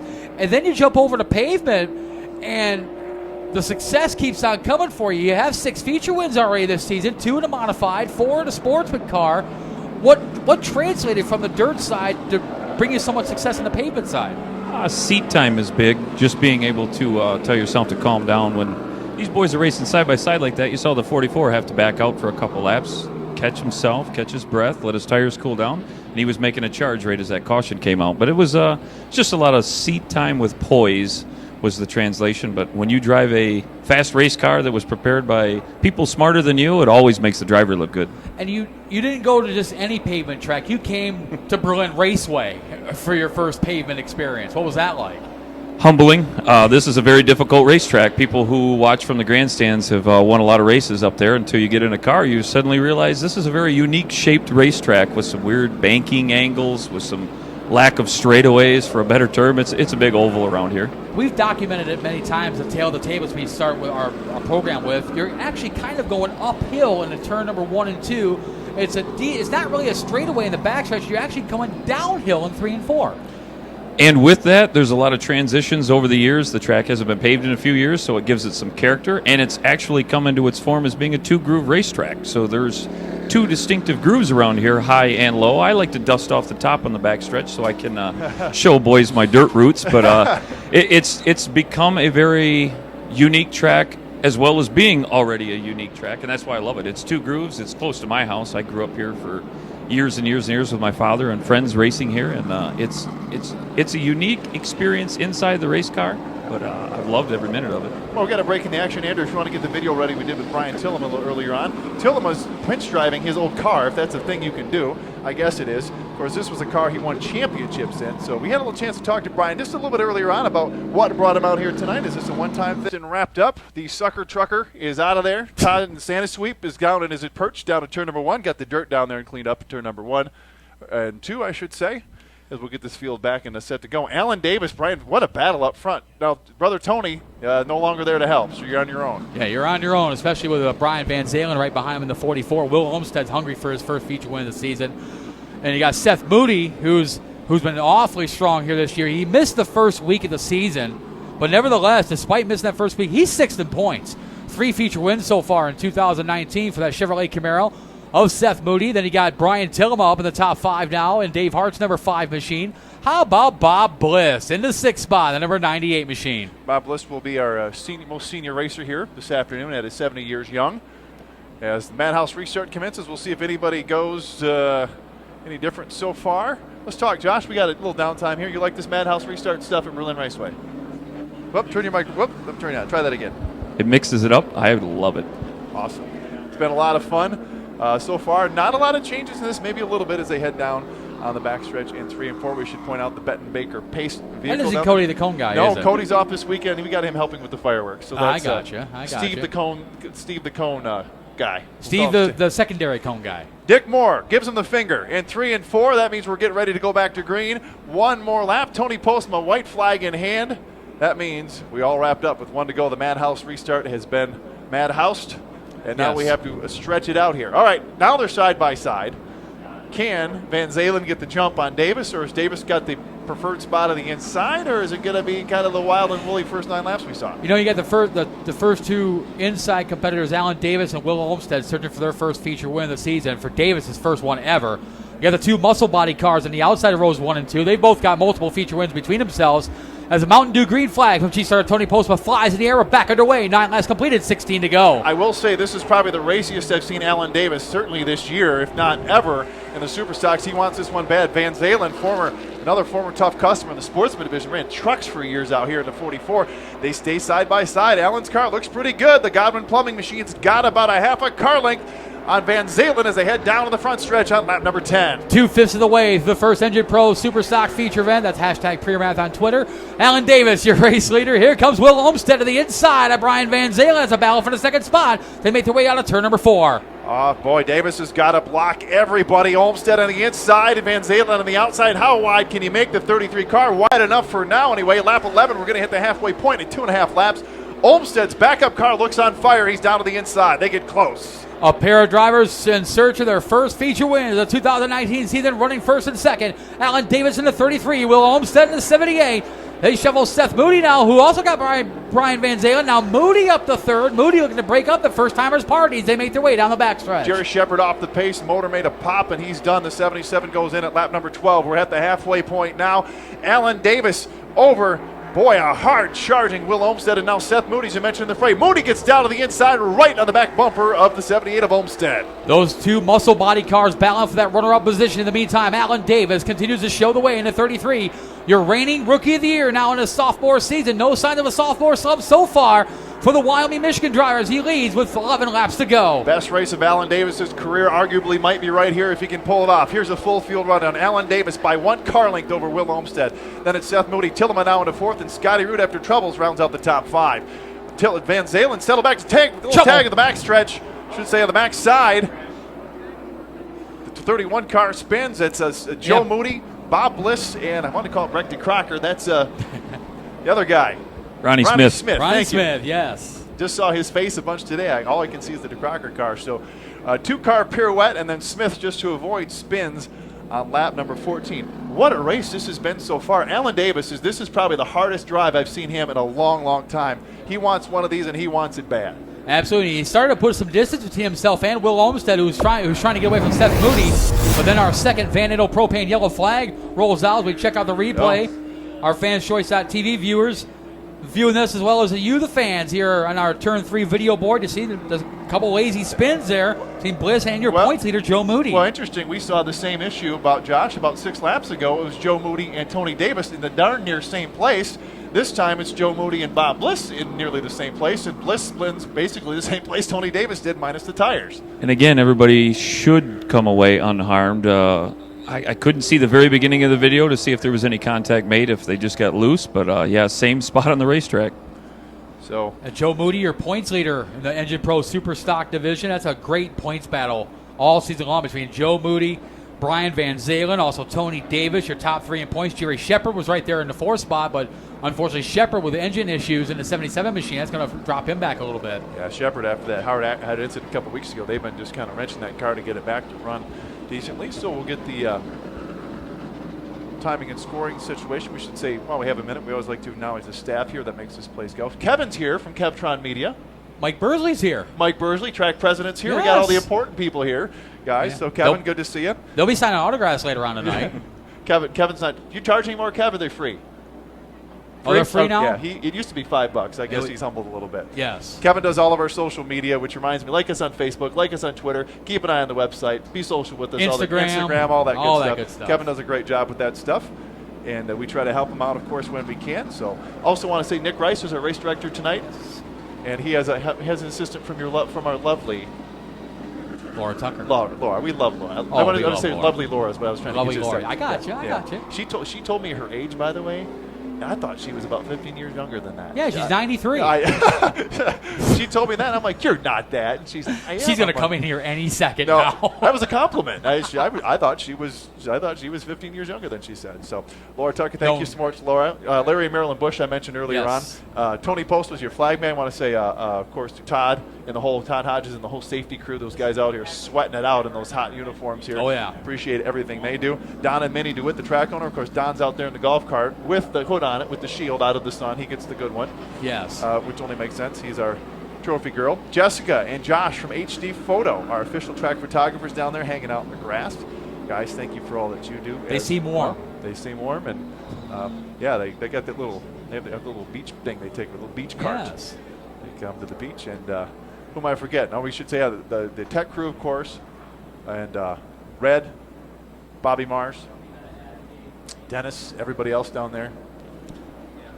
No, Keith, and so many people. And that guy down there in turn 4 with who looks like Leslie Nielsen. Yes. That is Dick Moore, the pit. What do you want to call it? The pit guy with the finger at the end there. Yes, absolutely. You know, next week here at the Speedway, July 13th, it is Ladies' Night here at the Speedway. And for the first time in a little over a month, the model coverall modifieds return to action. And Josh, I know you got to be awfully excited about that. That modified, that RacingAwareness.com supporting Helen DeVos Children's Hospital modified, been sitting in the garage here for a little over a month now. Collecting dust and parts from the Sportsman, so it's going to be good to dust her back off and get out here and see what we can do. Well, and Mother Nature just was not kind to your schedule. And I mean, we had record rainouts here. We had 2 full rainouts and kind of 2 half rainouts, for lack of a better term. So 4 uncompleted races. What does that do to you when you're out of the car that long? Is that? I mean, you've been out here in the Sportsman, but it's been a month plus since you've been behind the wheel. Does that mess with your head? I'm hoping it doesn't make us too rambunctious to get back in the seat and win it on the first lap, because it's one of those things. If you haven't done it in a while, you're really, really eager to go. And the model coverall modifies, they return to action next week. They've got 2 big shows coming up. Next week, we return on Ladies' Night with a big 35-lap, 1,000-win main event.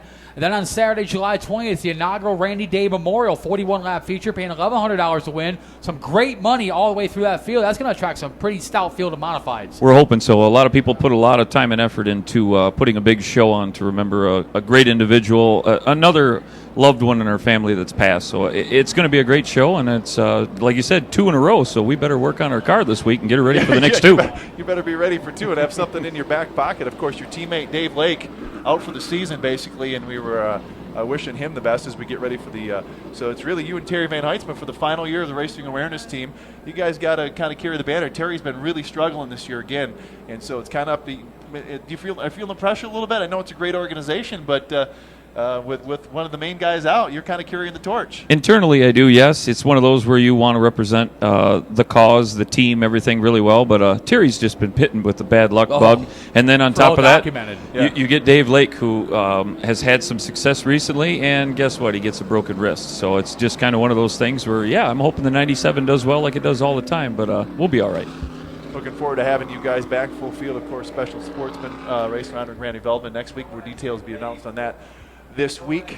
Looking forward to that event. Of course, will not be the same without Randy. I think we're all still kind of dealing with that today. Got to ask, has Jeff Striegel and Norm Gelsman giving you a pep talk yet? You know, he's been out of the mod for a while. You know, you guys are coming back, so I'm expecting one on Friday afternoon.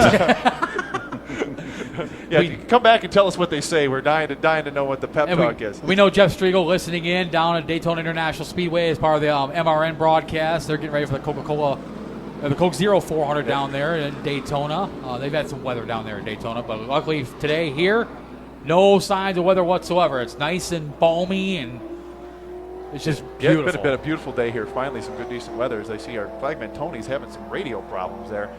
We'll get that fixed up. So that's what the delay is. He was kind of. Did you get one of our old ones? I don't know. We've had what it is with the issue is that our radio supplier is T&W Electronics, and they've been out here since I've been coming out here forever. Mm-hmm. And for whatever reason, this year we've just had trouble with some of the radios, and I don't think it's anything they did or anything necessarily, but just for whatever reason is having some issues. So Tony's getting that one swapped out. So we got a minute, Josh. You know, you've been back and forth between the modified and the sportsman division. We know the visual differences with a model coverall modified into Coors Light Sports, but how different really are there, and what can you take from one and apply to the other?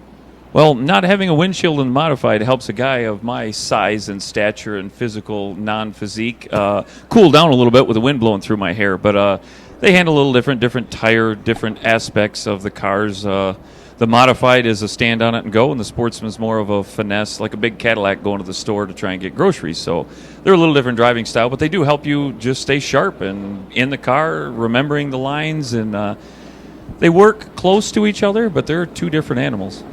Would you ever want to jump into one of these Engine Pro Super Stocks at one time? I'd drive anything. True racer right there. That's right. Yeah. That's right. Brian Tillema said today, racers never retire. We just say we're going to retire. I loved it. All right. Wow, Alan Davis to drive as if his life. Can he hold off everybody for 11 more laps? He's led them all so far. We're back under green.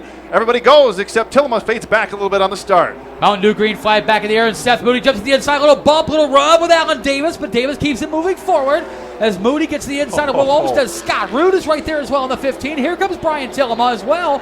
Top 5, 6, 7, the whole field right nose to tail, side by side. They make their way out of 4. Oh, they get in contact. Moody gets a little loose and saves it. Johnny Root makes contact with Olmsted. This is wild. This is probably the wildest Engine Pro Superstock race we've seen it. I don't know if Davis wants it that bad or the track's just slick, but wow, what a battle at lap 15, 10 to go. Making 9 to go this time by Alan Davis trying to hang on, but here comes Seth Moody in the 48 machine. Your Engine Pro Fast qualifier in that 48 car as he'll look to the inside one more time on Alan Davis.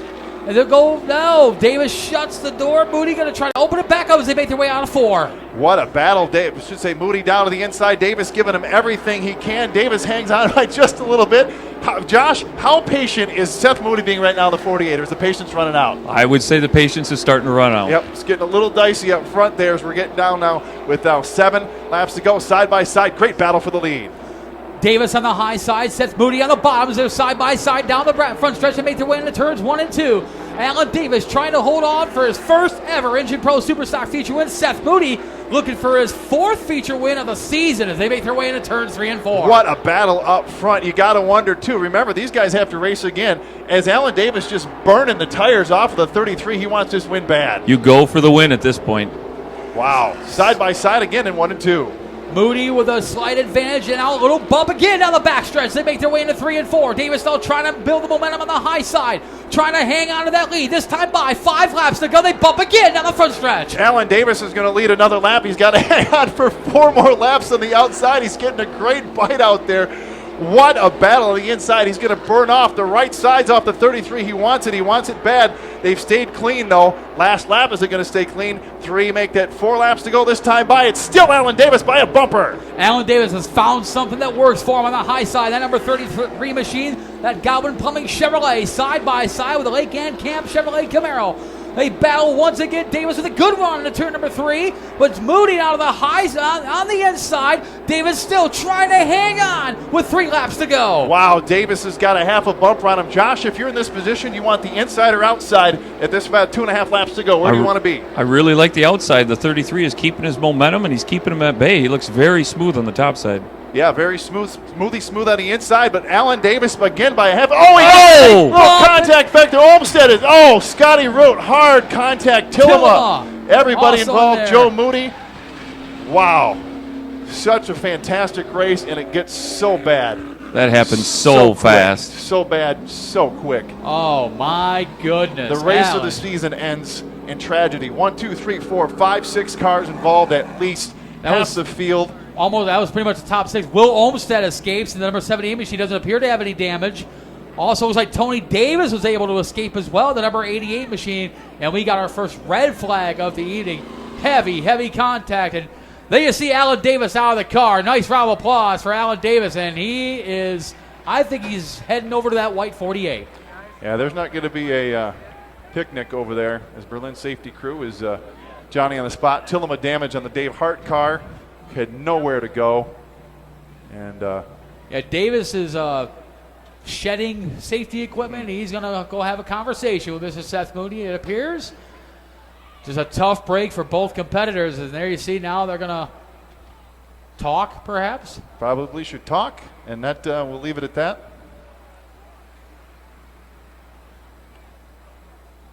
We got Scott Root coming in here as well, giving one to Seth Moody as well as tempers continue to flare between turn 1 and 2.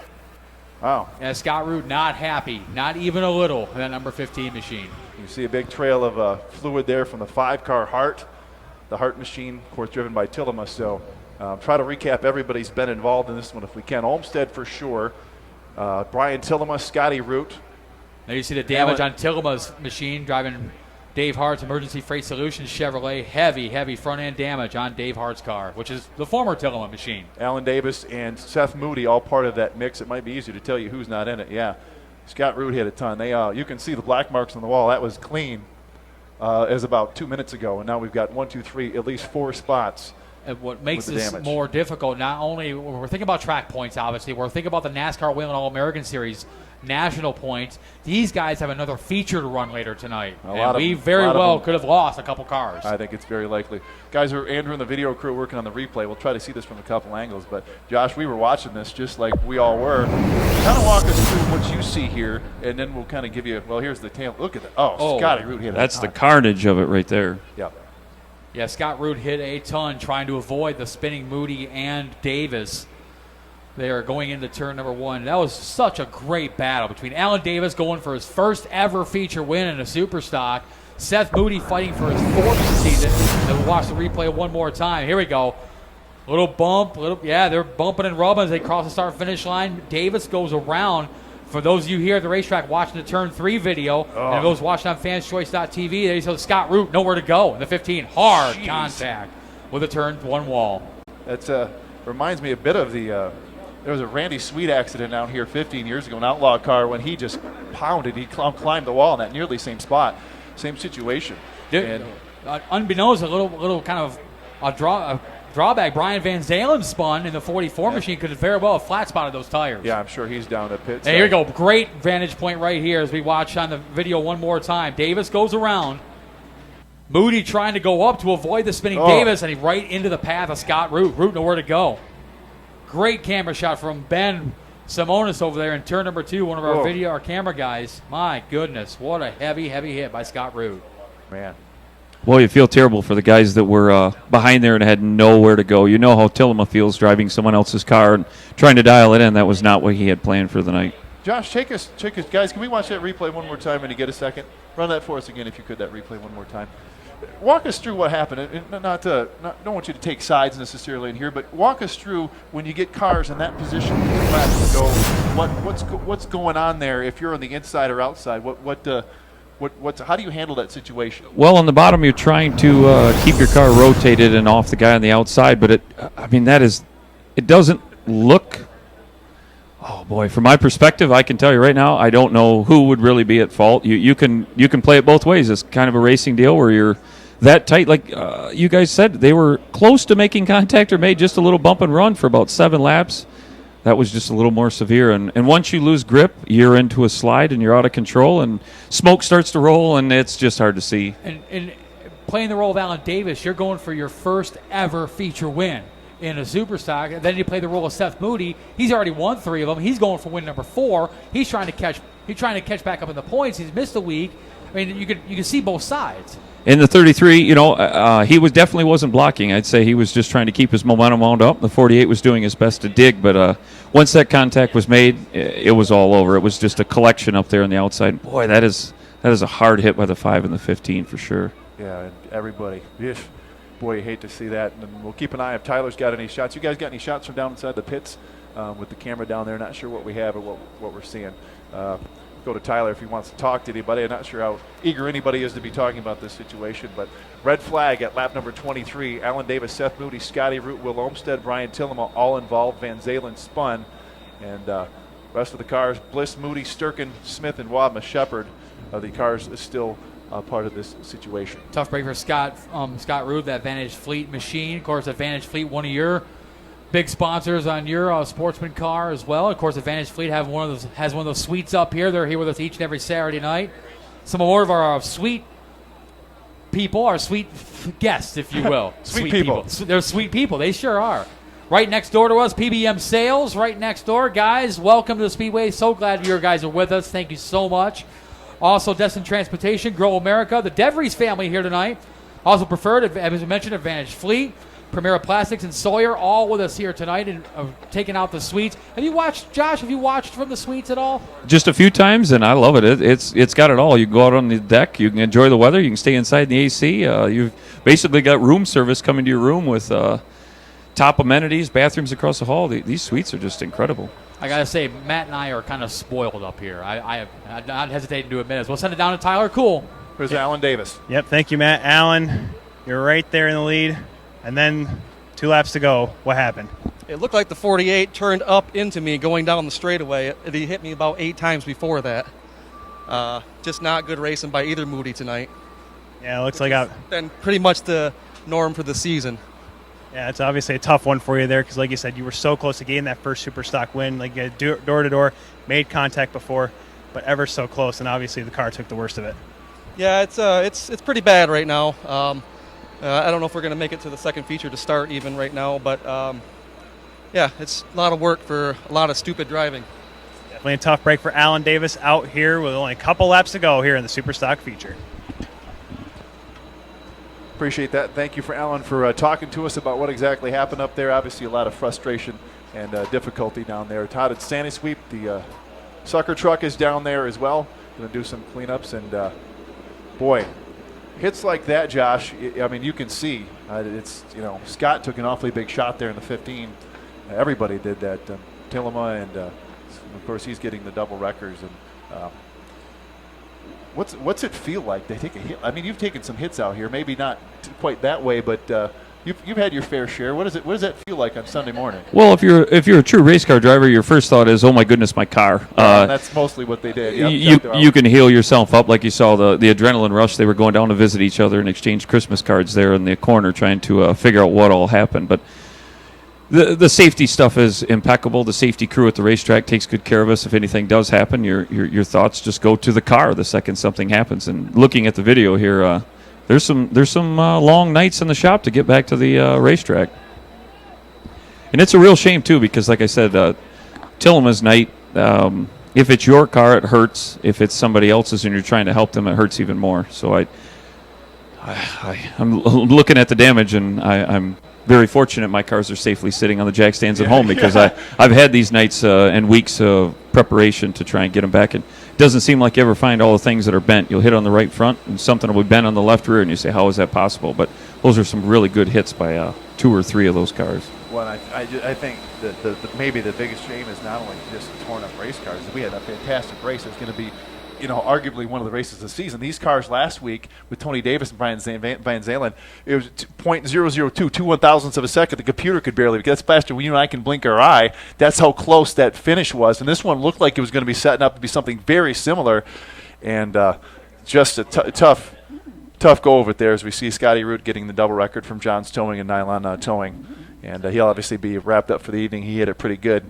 And tough break for these drivers. Yeah, you hope. I know there was about 6 involved. You hope at least 3 of them were able to come back out for the second feature. But I'm pretty sure Scott there, just looking at the damage, and you're hoping that he's able to work on it and get it back the next time, because that right front. I don't know if the fans at home know about wheelbase length or anything, but 108 inches is what we're looking for, and he's around 100. Well, you can see the rotor through the wheel there. Completely through it, so that's... my heart goes out to him. I actually work with Scott. He's a good guy, and they're a low-budget team like most local racers are, and that's a little bit of a setback when that thing happens. And you can tell there was nowhere for him to go. He did his best to avoid it, but the yellow marks on there say how hard he was able to slap that right front. Yeah, there he goes. Double wreckers, and like you said, that's a lot of hours and a lot of money and a lot of resources, people getting that back together. But somehow you guys, I say you guys and girls and families and teams, somehow you always end up back out here, and it amazes me sometimes how quickly we all know that the chassis people and the engine people and all the people that put these parts together for us, you all know the same names, and it's amazing to me how in a week or even 2 you get a car back out here. It looks like no one ever touched it. Is there some magic fairy that does that? It blows my mind. I'm grateful that it happens, but in this case, the 15 car, that's hours and hours and hours and hours. It's a lot of sacrifice. You have plans during the week to maybe cut your grass and go to work every day, maybe work a little overtime, and your plans change real quickly when stuff like this happens. But it's it's just a crew effort. You rally around your car when you have bad times, and you work endless nights in the shop. And you put her back together, and like you said, hopefully no one even notices the next week that you crashed her. Well, we got a little cleanup. Andrew, why don't you get that video with Steve Needles we shot earlier? Now, Needles is going to be out here in a little while, but we got time on let you know, get to see a chance to talk to Mr. Needles. He'll be out here in the Outlaw late model cars, which have kind of built up the racetrack, and so we'll watch that now. Steve Needles racing a little bit later on in the Outlaw cars. You know, where a lot of us are here to see the Outlaws. We'll get his thoughts on that race coming up a little bit later on tonight. So Needles will be coming up a little bit later on here this afternoon. Do battle in his Outlaw late model cars, where final cleanup is close to commencing here as we get the Seth Moody car removed from the racetrack. Still got a couple of Midwest Compact Touring Series presented by RevX Oil heat races to go. Then will be all features the rest of the evening. Matt, we should get Josh to come over with me over to turn 2 for a couple of our races. Yeah, I don't do heights, so you see that big cherry picker thing? That's where he goes. That's where I'm going. That's a bird's eye view right there. Yeah, you guys got Ben's camera up there? Can you give us a shot from Ben's camera up there and have Ben wave to all of our fans? Yeah. Andrew? Ben has fans. I'm sure he does. We want to see what Ben's angle from up there. This is where Matt stands, and we're trying to get there. It is. Yeah, it's such a great view. That's what really is. That's what you look like right there. I was talking to Tony Davis last week or earlier today about his run last week. That great battle between him and Brian Van Zalen. There's Ben Simonis, our esteemed Turn 2 videographer. But I was talking to Tony Davis, and you can physically see the car, how it would go into the corner. And he was eating up Brian Van Zalen in the corners. I mean, Brian would get him on the straightaways, but you could physically see it in the corners, how he was handling. That car was so smooth going into that corner. That's awesome. That's what we do with GoPros. We try and learn a lot with different angles that you don't always see. And I would say as high as that is in turn 2, that's an angle you don't see every day. No, not at all. And there goes. We see Seth Moody walking back. We'll see if he wants to have a chat. Do you guys, when you guys do those GoPro, you go back at home and watch those? Like after you tape one of those things and you go home and I'm going to see how I did. More than you can ever imagine. Yeah. There's so much you can learn with technology now. The things that you can put on your car and tug of war. Yeah. That's a bad feeling when you're the owner of that car. Playing tug of war with your car. Yeah. Let's go down to Tyler, I think, is with Seth Moody. Yep, I'm here with the driver. Seth, we heard Alan's story. What did you see out there? I saw someone trying to use up more lanes than he could possess, so just hard racing. I understand he hasn't won a feature yet, so obviously he's got 2 to go. And, just trying to race for my grandpa, trying to race for Randy. Just been an interesting day today, and just sucks to see the car like this, and sucks to see the other car like it is, and sucks that it's the same cars that seem to keep doing this week after week.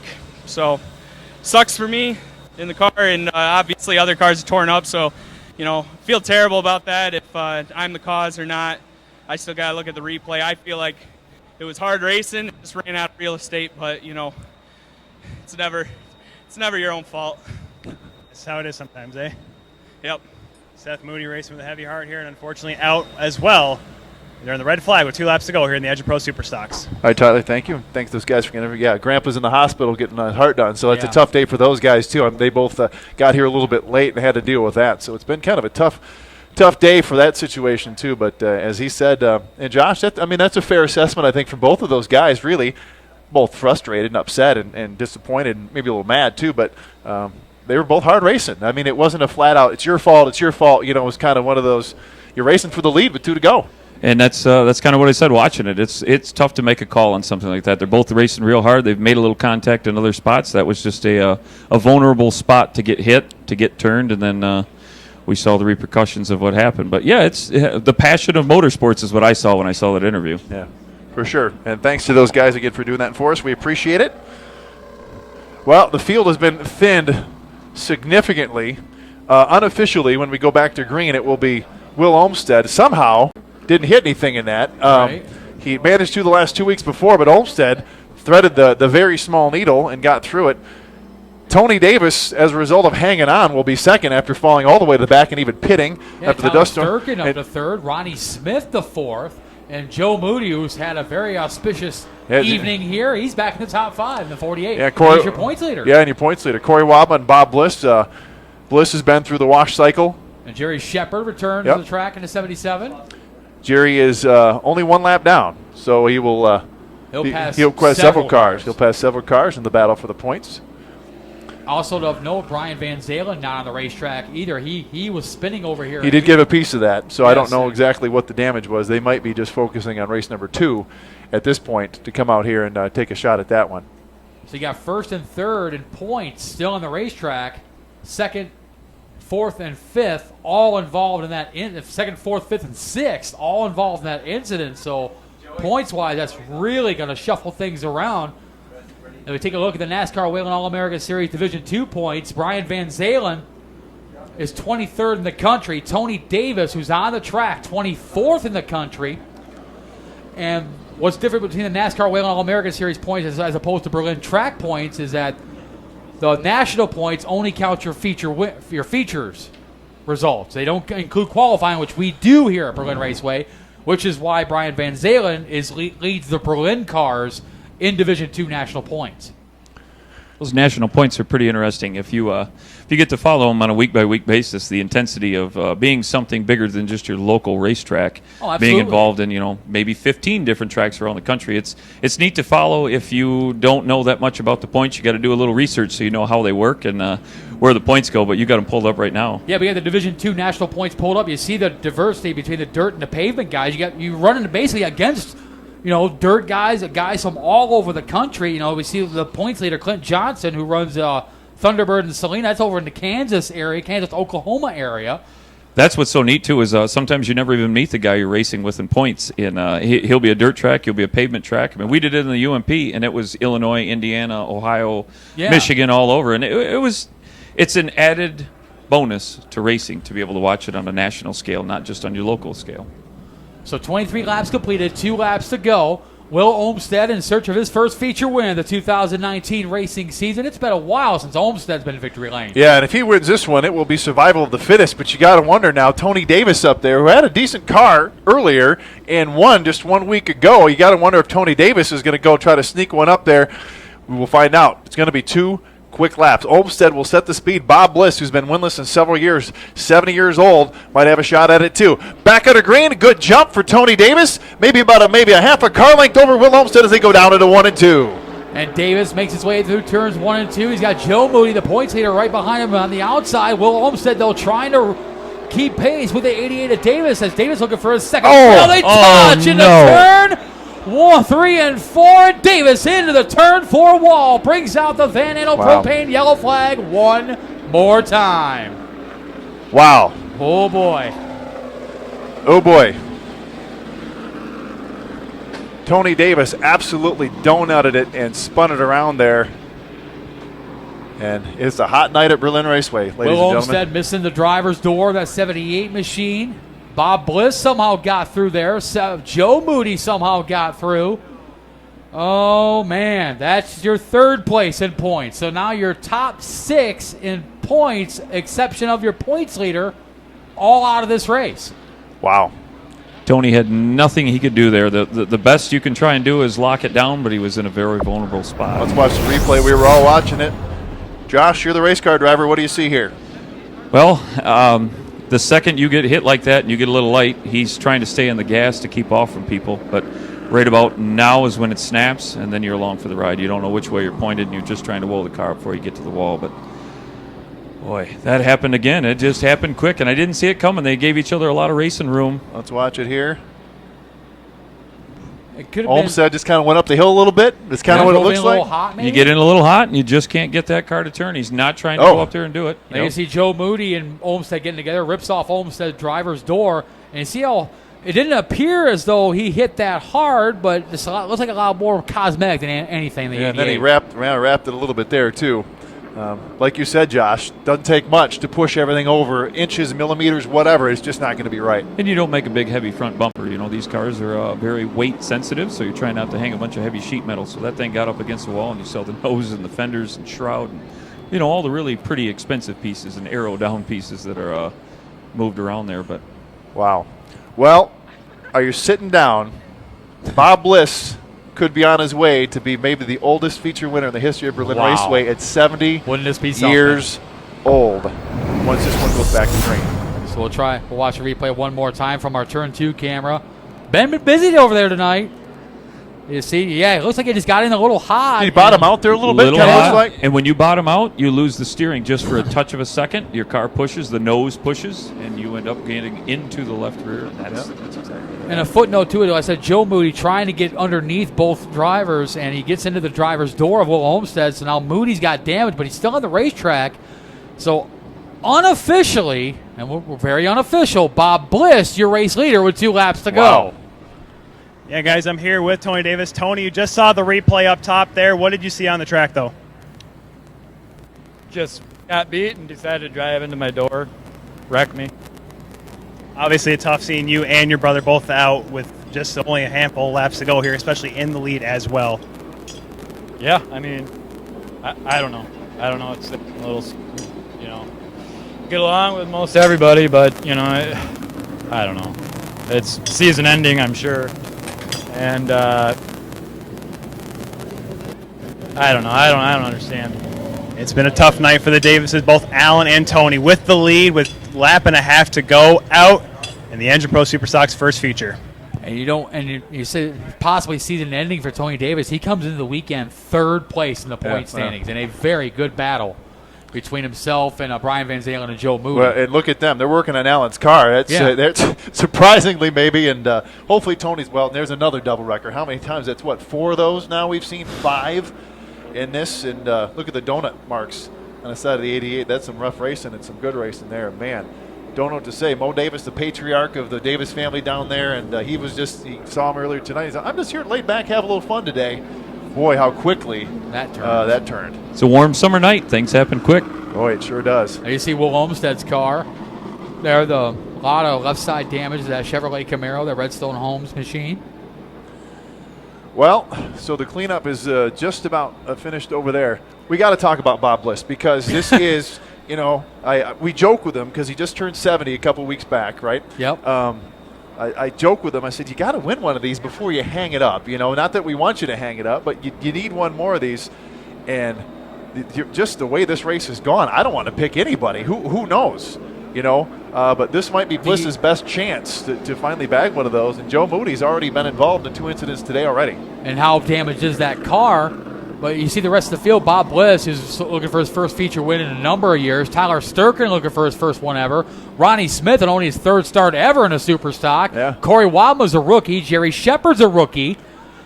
I mean, Joe Moody's, your points leader, is out there, but how damaged is that race car? Yeah, that's a good question. Then we see the Olmstead car. That's peeled like a potato. To peel a door off, you definitely got in it on the right front. And as we all know, that's a pretty important corner of a race car. So I think there is at least a little bit of damage on the right front of that 48. Yeah, that's a fair point. And really, the only cars guys in this race that haven't been involved in some sort of skirmish here today is Sturkin and Wadman. That's it. Everybody else here has been involved in something. And something else. The 31 spun earlier on that Ronnie Smith spun. Bob Bliss has already spun today. Shepard's been in and out of the pits. So really, there's only, believe it or not, 2 cars in this whole race that have not been scathed by something. We're going to have to go into the record books in the archives to see when Bob Bliss last won a feature here at Berlin Raceway. We know it's been a while. 1986 track champion here in the old Pro Stock division. Yep. So that was, 20, my math's correct, 33 years ago that Bob Bliss won the championship here at Berlin. And now he's 2 laps away from his first feature win in a super stock. Well, and to take absolutely nothing away from Joe Moody, who is your points leader. Yes. The fan favorite is Bob Bliss at this point, probably, just based on longevity. Of course, Moody's really come on, though, great in the 48, but we'll see if Bliss can pull this off. If it will be a big celebration. There's a lot of guys down there running around with Bob Bliss shirts on, those neon-colored things. They're down there. Oh, yeah. They're all watching right now to see if and see what he does. He's going to lead the field to the went cone. to the top. He goes to the high side. All right, Josh. To the top. Bob Bliss has been known for running the top groove out here for 100 years. Is that the right move with a few to go? Bob lost one last year, choosing the bottom line, put Denny Anderson on the high side. So I truly believe he learned from his mistakes, and he's you're running the race under caution. So right now he's running the restart where he's going to take his fire off point, and I think it's the right move. Dick Moore is going to give him the finger down here. One more lap to go till we turn him loose. Unofficially, if Bob Bliss wins this, he will be the oldest winner in the history of Berlin Raceway. I don't think there's been an older feature race winner. I know Gail Cobb was the upper 60s, but I don't think he was 70. You're shaking your head, yes, so I think you're right. So Gail Cobb is the oldest feature and champion, but I think Bliss would be the oldest winner ever in history of Berlin Raceway. And Gail Cobb was around 68? Somewhere in that yes. area? Gail, we'll see you back here on Hall of Fame night. He's still tough as nails. He's softened up a little bit in his older age, but he'll be out here having a good time. So, all right, wrap them in, guys. This is it. I want to say the third-year driver, Joe Moody, against the 55-year driver, Bob Bliss, on the outside.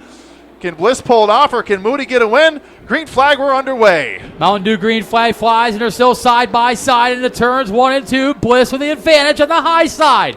Bob Bliss making that top lane work around the 17-year-old Joe Moody. That 70-year-old Bob Bliss, 17-year-old Joe Moody battle for the race lead. The white flag comes out, 1 to go. Wow, they got close. Bliss got a little bit loose on the outside. Moody down to the inside. Barbecue on the outside of Bliss's car. Gets a little bit up the track. Oh, something goes wrong with Bliss. He gets hit. What a horrendous ending to what could have been a great night. Oh, my. And the checkered and the yellow come out, and 17-year-old Joe Moody will go to victory lane. My goodness. How do you even... Not even sure what to say. This race is going to go down in the record books as one of the most interesting and bizarre in the history of Berlin Raceway. That's a heartbreaking way to end such an exciting feature. He was there all the way to turn 1. I can't see if a tire went down, or it almost looked like a brake locked up. Something looks like something went bad on the Bliss car. It was so good and then so bad so fast as he's down, and some damage. I believe Sturkin got some damage on that, and I think every car in this feature has been involved in some sort of incident. Let's watch the replay. Looks like something just broke, and then Ronnie Smith just nowhere to go. And just right in the back of Bliss. What do you do? Tyler Sturkin gets involved. Jerry Shepard on the brakes.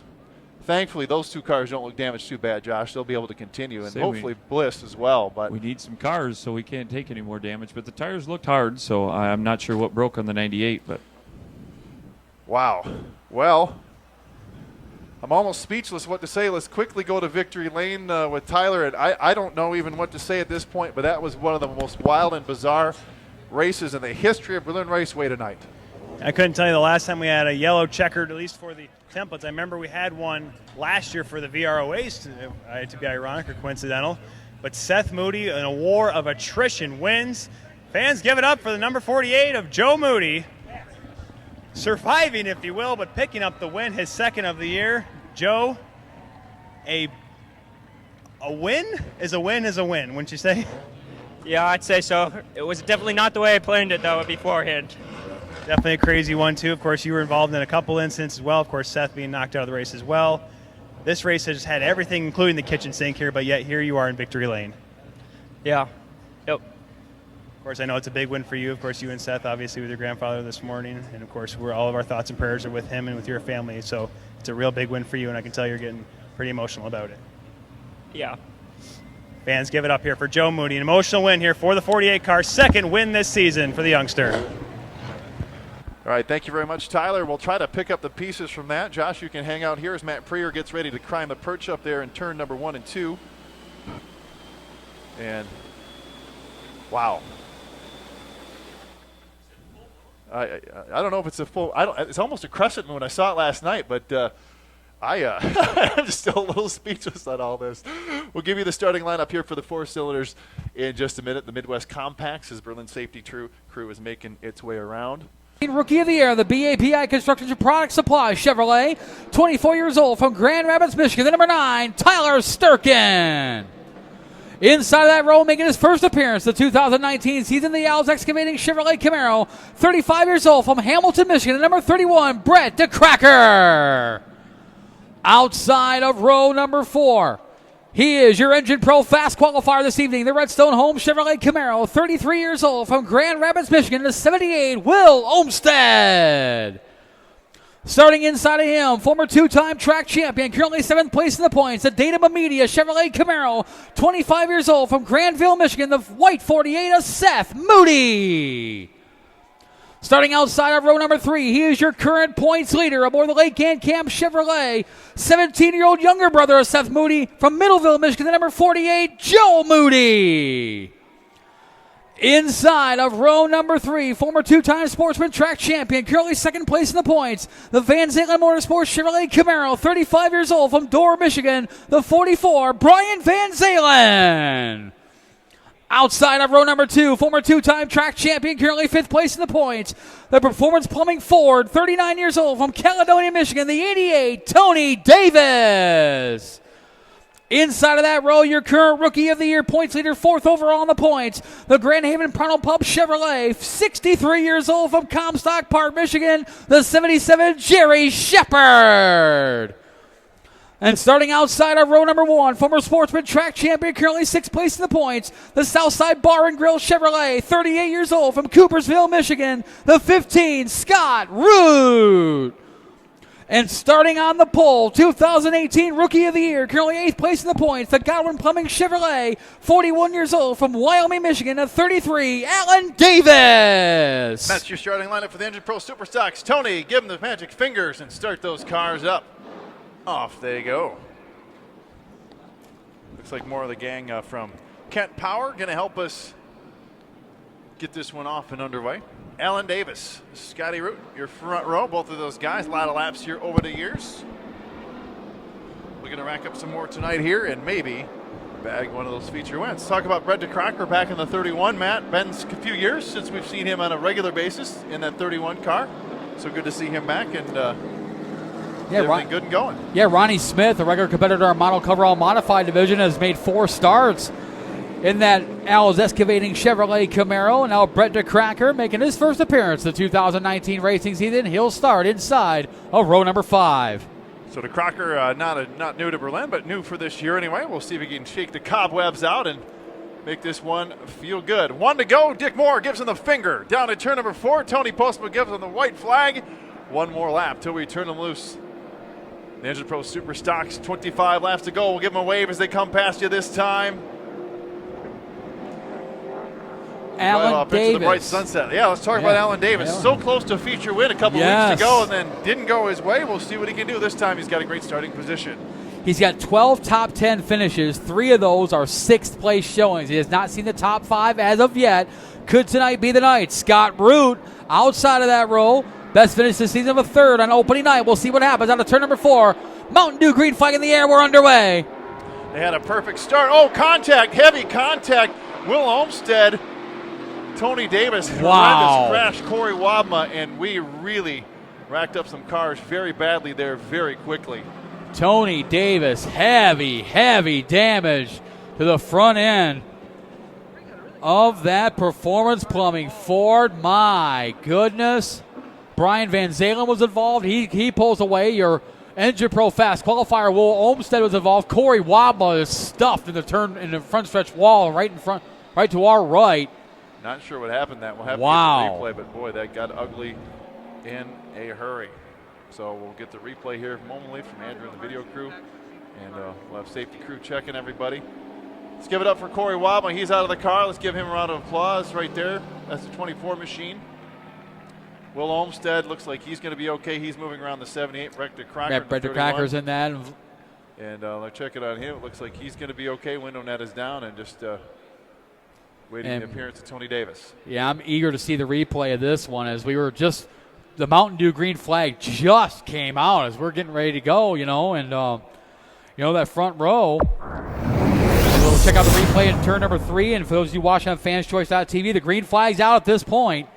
Oh, Tony Davis. Yeah. Oh, something broke. Davis. Yeah, something broke in the right front, and Davis just made a right-hand turn hard into the front stretch wall. And he absolutely nailed Will Olmstead. Yes, he did, yeah. Wow. Olmstead, the right side of that car is gone in the number 78 machine. But yeah, something broke in the right front of that number 88 of Tony Davis, and he just veered hard right into the front stretch wall. My goodness.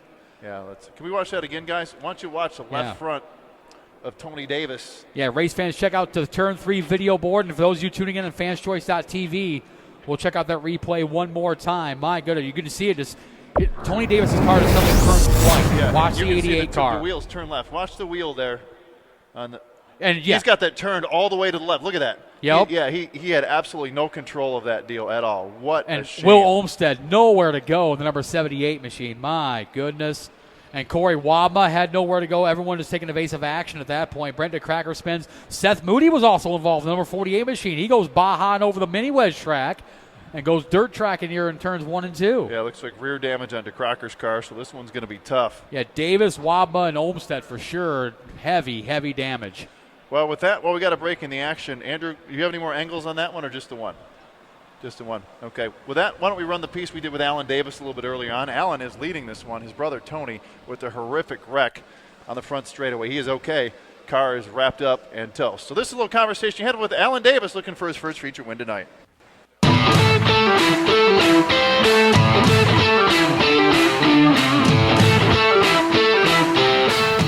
Engine Pro Superstock Racing here in Engine Pro Must-See Sprint Night at Berlin Raceway. Here with one of the guys ever so close to the first win in the Superstocks a few weeks ago. Didn't happen, ended up kind of leaving on bad terms, but you're back. Let's talk about the season. Alan Davis here in the 33 Godwin Plumbing car. Let's talk about the 2019. So far, so good? Good, bad, ugly, in between? How you feeling? It's been a year of learning. We've been better than we have been in the last couple of weeks. So last year we were actually a little bit better in points, and we had better finishes last year. But I think it's coming around right now. We should be up front again tonight and the rest of the year, I'm hoping. Let's talk about that race a few weeks ago, battling for the lead, and things kind of go wrong. And that looked like the best car you'd probably ever had here, at least first part of the race. Does that give you confidence, and then your win gets knocked out of your sails, or what does a race like that do to you when something like that happens? We were pretty confident after that because everything kind of went back into place. We found a couple things over the last couple weeks that hurt us that we missed. We thought we had everything ready, but it should be 100% tonight and ready to go. It was just a couple, little things after the wreck that we missed, and we should be good now. Fairly confident. We only got a handful of races left. The season's kind of winding down here. We're mid-August. Fairly confident. You think you can have a shot at winning one of these before we're done? I think we can win any night of the week. I don't show up here, expecting to get second. I come here planning on winning every week. Just it hasn't happened in the Super Stocks yet, but I plan on winning every week. Well, your brother's had some good solid runs, couple championships. Of course, your dad's been racing out here for 35, 40, whatever the number is, right? Got his first win just a while back in the Sportsman. Family, let's talk about the family. Talk about the kids. Of course, they're not here tonight with the mini wedges, but you guys got the Davis family racing thing. Let's real quick, in your own words, what does that family stuff mean to you when you guys come in here and race at Berlin? It means a lot. It's fun to have everybody here at the same time. It's a little harder to get everything done, but it's fun. Last question. Are you guys competitive, or is it a rah-rah, go team, everybody? Your dad's here, your brother's here, kids are here, wives are here, everybody's here. Is it a camaraderie, or is it everybody on the same team? Well, you want to see, like between me and Tony, I want to win, but if he wins, I'd rather see him win than anybody else in the division. So I'm pulling for me to win every week, and I'm pulling for my son to win in the mini wedge division, but I'd like to see the rest of the family do good too. So you first, and that trickles down to them. If they win, so be it, right? Exactly. Yeah. You want to win, and then you want to see your car win. So it's. But then, I'm never upset if Tony wins. Really, it used to bother me a little bit more than it does now. It's getting, it's getting an old habit now seeing him win. So it happens. Well, good luck tonight. Anybody you want to thank before we go Superstock racing? I think Godwin Plumbing, NL Automotive, Endless Carpet just came on board last week after the wreck. Model A Larry, Jenny Lynn Photography, my wife, that's her, my kids who come and help, my crew, Jeremy, Reese, Ashley, my dad. I guess that's about it. Well, if you win tonight, I'll give you another chance to read all the sponsors off. Good luck tonight. Yeah, thank you very much. Alan Davis looking for the first feature win ever in the Engine Pro Superstock with the family affair. They're going to try tonight at Berlin.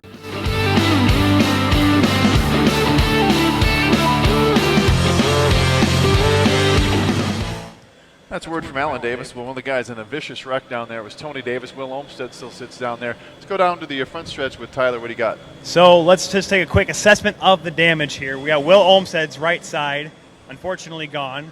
Wasn't really wanting to talk about it, obviously, after a hard wreck like that. We have oil coming out of the Tony Davis 88 machine. Tony is going to be He's getting assessed by the doctors. He's kind of cited some lower back pain there. I'm not really sure if he wants to talk to this one after he had that one earlier in the season as well. Corey Wamba, didn't really get a chance to see him. He went straight to his pit. He clearly was not happy as his 24 is out. Seems like everyone, though, for the most part, is okay. Unfortunately, the machines on the track right behind me are not. Okay, a lot of carnage there, and well, I'm sure we'll determine that with the accident with Tony Davis. But either way, something looks like it broke and let go on the front stretch. We got a couple birthdays to announce. First of all, happy 19th birthday to Corey Ensing. Corey turned 19. Hey. He's part of the Scott Root Racing team. Happy birthday to Casey Woodruff, 12 years old today as well. So happy birthday, Casey, as the cleanup continues down there at Tony Davis and Will Olmsted. That'll give us a chance to give us a word from one of our great sponsors here, Engine Pro. Tommy and the whole gang are here tonight. So we've got a little PSA for all the great stuff that Engine Pro does for here us at Berlin Raceway. So, Andrew, if you would, a little Engine Pro message, and we'll be right back and hopefully get this one back underway. No official laps. In the Engine Pro Superstock division, we're under. Of course, the monocoverall modifieds will be back in action next Saturday, August 17th, as part of one of our biggest races of the season, Matt, the 10th running of the Battle of Berlin 251, presented by Primera Plastics. Let's talk about the entry list for that for just a minute. It's, as we saw yesterday, 32 entries, I believe, is what we're up to. 32 entries from 11 different states, one Canadian province. Big thing about that race is it's tri-sanction. What that means is our NASCAR Whelen All-American Series Budweiser Super Late Models are part of the show. It is also the first chase race for both the CRA Super Series and the JEG CRA All-Stars Tour. So if one of those drivers happen to win the race, they automatically go to their championship race, which is the Winchester 400 in October. So there's a lot of different dynamics at play. Oh, absolutely. For different series, not only for our Berlin regulars, if you want to call them, but the two CRA series, and we'll have that race right here for you on Speed 51, of course, if you cannot make it. But it's going to be a fantastic night, and the field looks really, really good. You know, we got Brian Campbell and Boris Shurkovec, the two drivers that have been tough to beat all season long. You got Sanoa Georgia's Bubba Power going to make the trip back up. Yeah. Colorado's Preston Peltier is going to make the trip back after running in the Money in the Bank 150.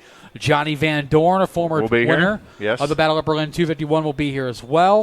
Of course, all of our Budweiser Super Late Model regulars, and of course, you got the CRA Super Series competitors, a defending series champion Josh Brock out of Corbin, Kentucky, Logan Runyon, the 2017 champion from nearby me in Cambridge, Ohio. And you got the current former JEG CRA All-Stars Tour champion Dan Leake from across the state in Birch Run, Michigan. There's going to be some darn good cars here for that race. 32 on the entry list right now. Really looking forward to that. Again, details, BerlinRaceway.com. Get your tickets early and save yourself some money. And you can do that at BerlinRaceway.com for all the information. So save yourself some time. And that's, again, next Saturday night. NASCAR Dash coming up later tonight as well. One to go. Benton Baker Pace Truck going to pull it in. And then there were seven cars for 25 laps. Trying to shake this one out. Alan Davis looking for his first feature win ever in the Engine Pro Superstocks. For that matter, Jerry Shepard looking for his first feature win ever in the Engine Pro Superstocks. Green flag underway. Sturkin as well looking for his first. We've got 25 laps to settle this one out. Mountain Dew green flag out, and Scott Root pulls on the high side of 2018 Rookie of the Year Alan Davis. Root will take the lead. Coming out of turn number 2, it's a Hornets that's behind him as Jerry Shepard goes off the pace in the 77 machine. The two Camaros of Van Zalen and Moody both get by. Leader lap 1, Scott Root, excuse me. Scott Root does lead lap number 1. Everyone else behind him chasing through as Brian Van Zalen dives hard down to the inside of Joe Moody. Tried to make the pass, can't do it. Tyler Sturkin's playing block in the 3rd position. Joe Moody's right at the back bumper. Sturkin's got the world behind him with the brothers Moody as well as Brian Van Zalen in that white 44 machine.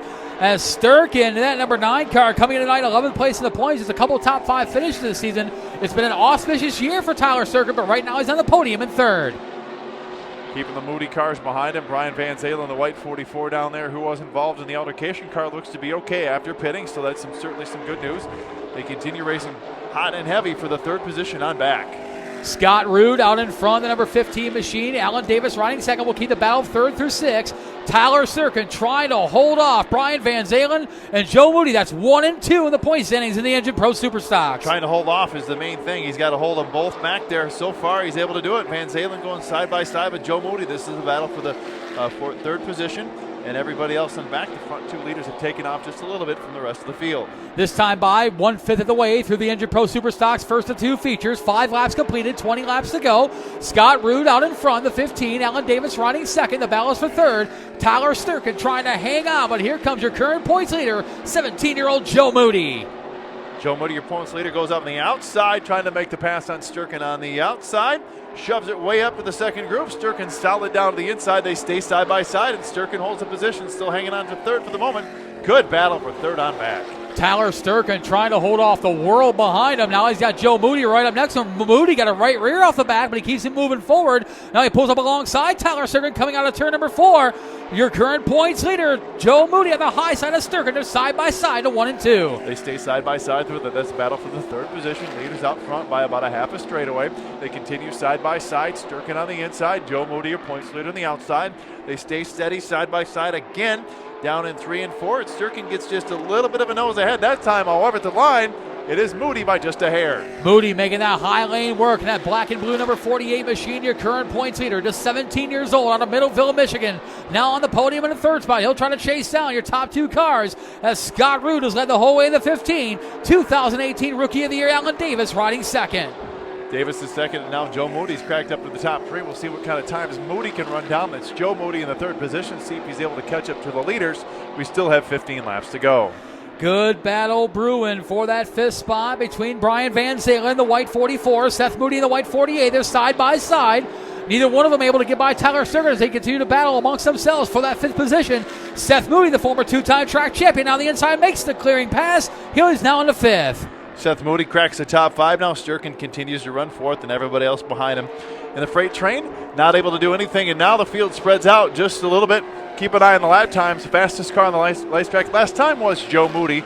He was 2/10 faster than new leader Scotty Root. Moody trying to catch the back bumper of Alan Davis, currently riding in the 2nd spot. That black and red number 33 of the battle now for the 4th spot. Seth Moody finally disposes of Tyler Sturkin, puts Seth Moody, the former 2-time champion, into 4th. Shoves Sturkin back to the 5th position. Here comes hard charging Brian Van Zalen behind him, trying to get through. Not able to do it at the moment. Again, Van Zalen involved in that altercation. Not sure if it upset the car or not. Either way, he's cautiously working his way through as we hit the halfway point. 13 laps down and 12 to go. Scott Root has led the whole way. The number 15 machine is Southside Bar and Grill Chevrolet. Alan Davis riding second to 33. Root with about a second lead over the second place driver of Alan Davis. As Root crosses the start-finish line, that time by that lead, he extends it to 1.1 seconds over Davis. So Scott Root in the catbird seat, if you will, pole position out front, leading Alan Davis. And Joe Moody is, I think, slowly but surely catching up. That time last time by, Joe Moody continues just a little bit faster, although Seth Moody last lap was the quickest car of the racetrack. Yeah, the brothers Moody, both the first and second, as far as quick time on the racetrack. That time Joe Moody a little bit quicker, but the fastest car on the track. He's got the fishing pole out. Going to try to reel in Alan Davis for that 2nd spot. This time by 9 laps to go. 9 to go for Scotty Root's lead is 1.187 seconds, so a solid lead for that car at the moment. Joe Moody, I think, is slowly catching Alan Davis. There might be a battle for second before this one's all said and done. As the battles continue between Tyler Sturkin and Brian Van Zalen. Yeah, Joe Moody's absolutely catching Alan Davis. They make their way into turns 1 and 2. Moody now a couple car lengths behind the 2018 Rookie of the Year. Oh, we got trouble. Brian Van Zalen spins, racing hard with Tyler Sturkin, and Van Zalen loops her down in 1 and 2 with just a handful of laps to go, with 8 laps to go. Brian Van Zalen, former 2-time Sportsman champion, currently 2nd place in the points in the Engine Pro Superstocks, goes around in turn number 2, brings out our 2nd Vanado Propane Yellow Flag of this event. And that is wonderful news for Joe Moody, bad news for Scott Root.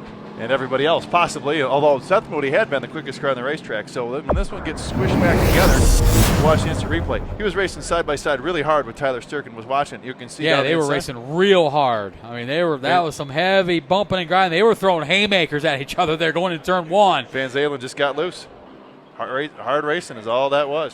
Yeah, absolutely. And Van Zalen goes around. Sturkin keeps moving forward, and our second Van Andel propane yellow flag comes out. If there's any good news, not that there's good news, but if there's any good news, Van Zalen, as a result of the field being kind of small, really is not going to be that much farther behind where he was. So no, and points-wise, him coming into the weekend second place in the points, he's not going to lose much ground should he stay where he's at, as Van Zalen and Joe Moody in a great battle for that 2019 track championship in the Engine Pro Superstock division.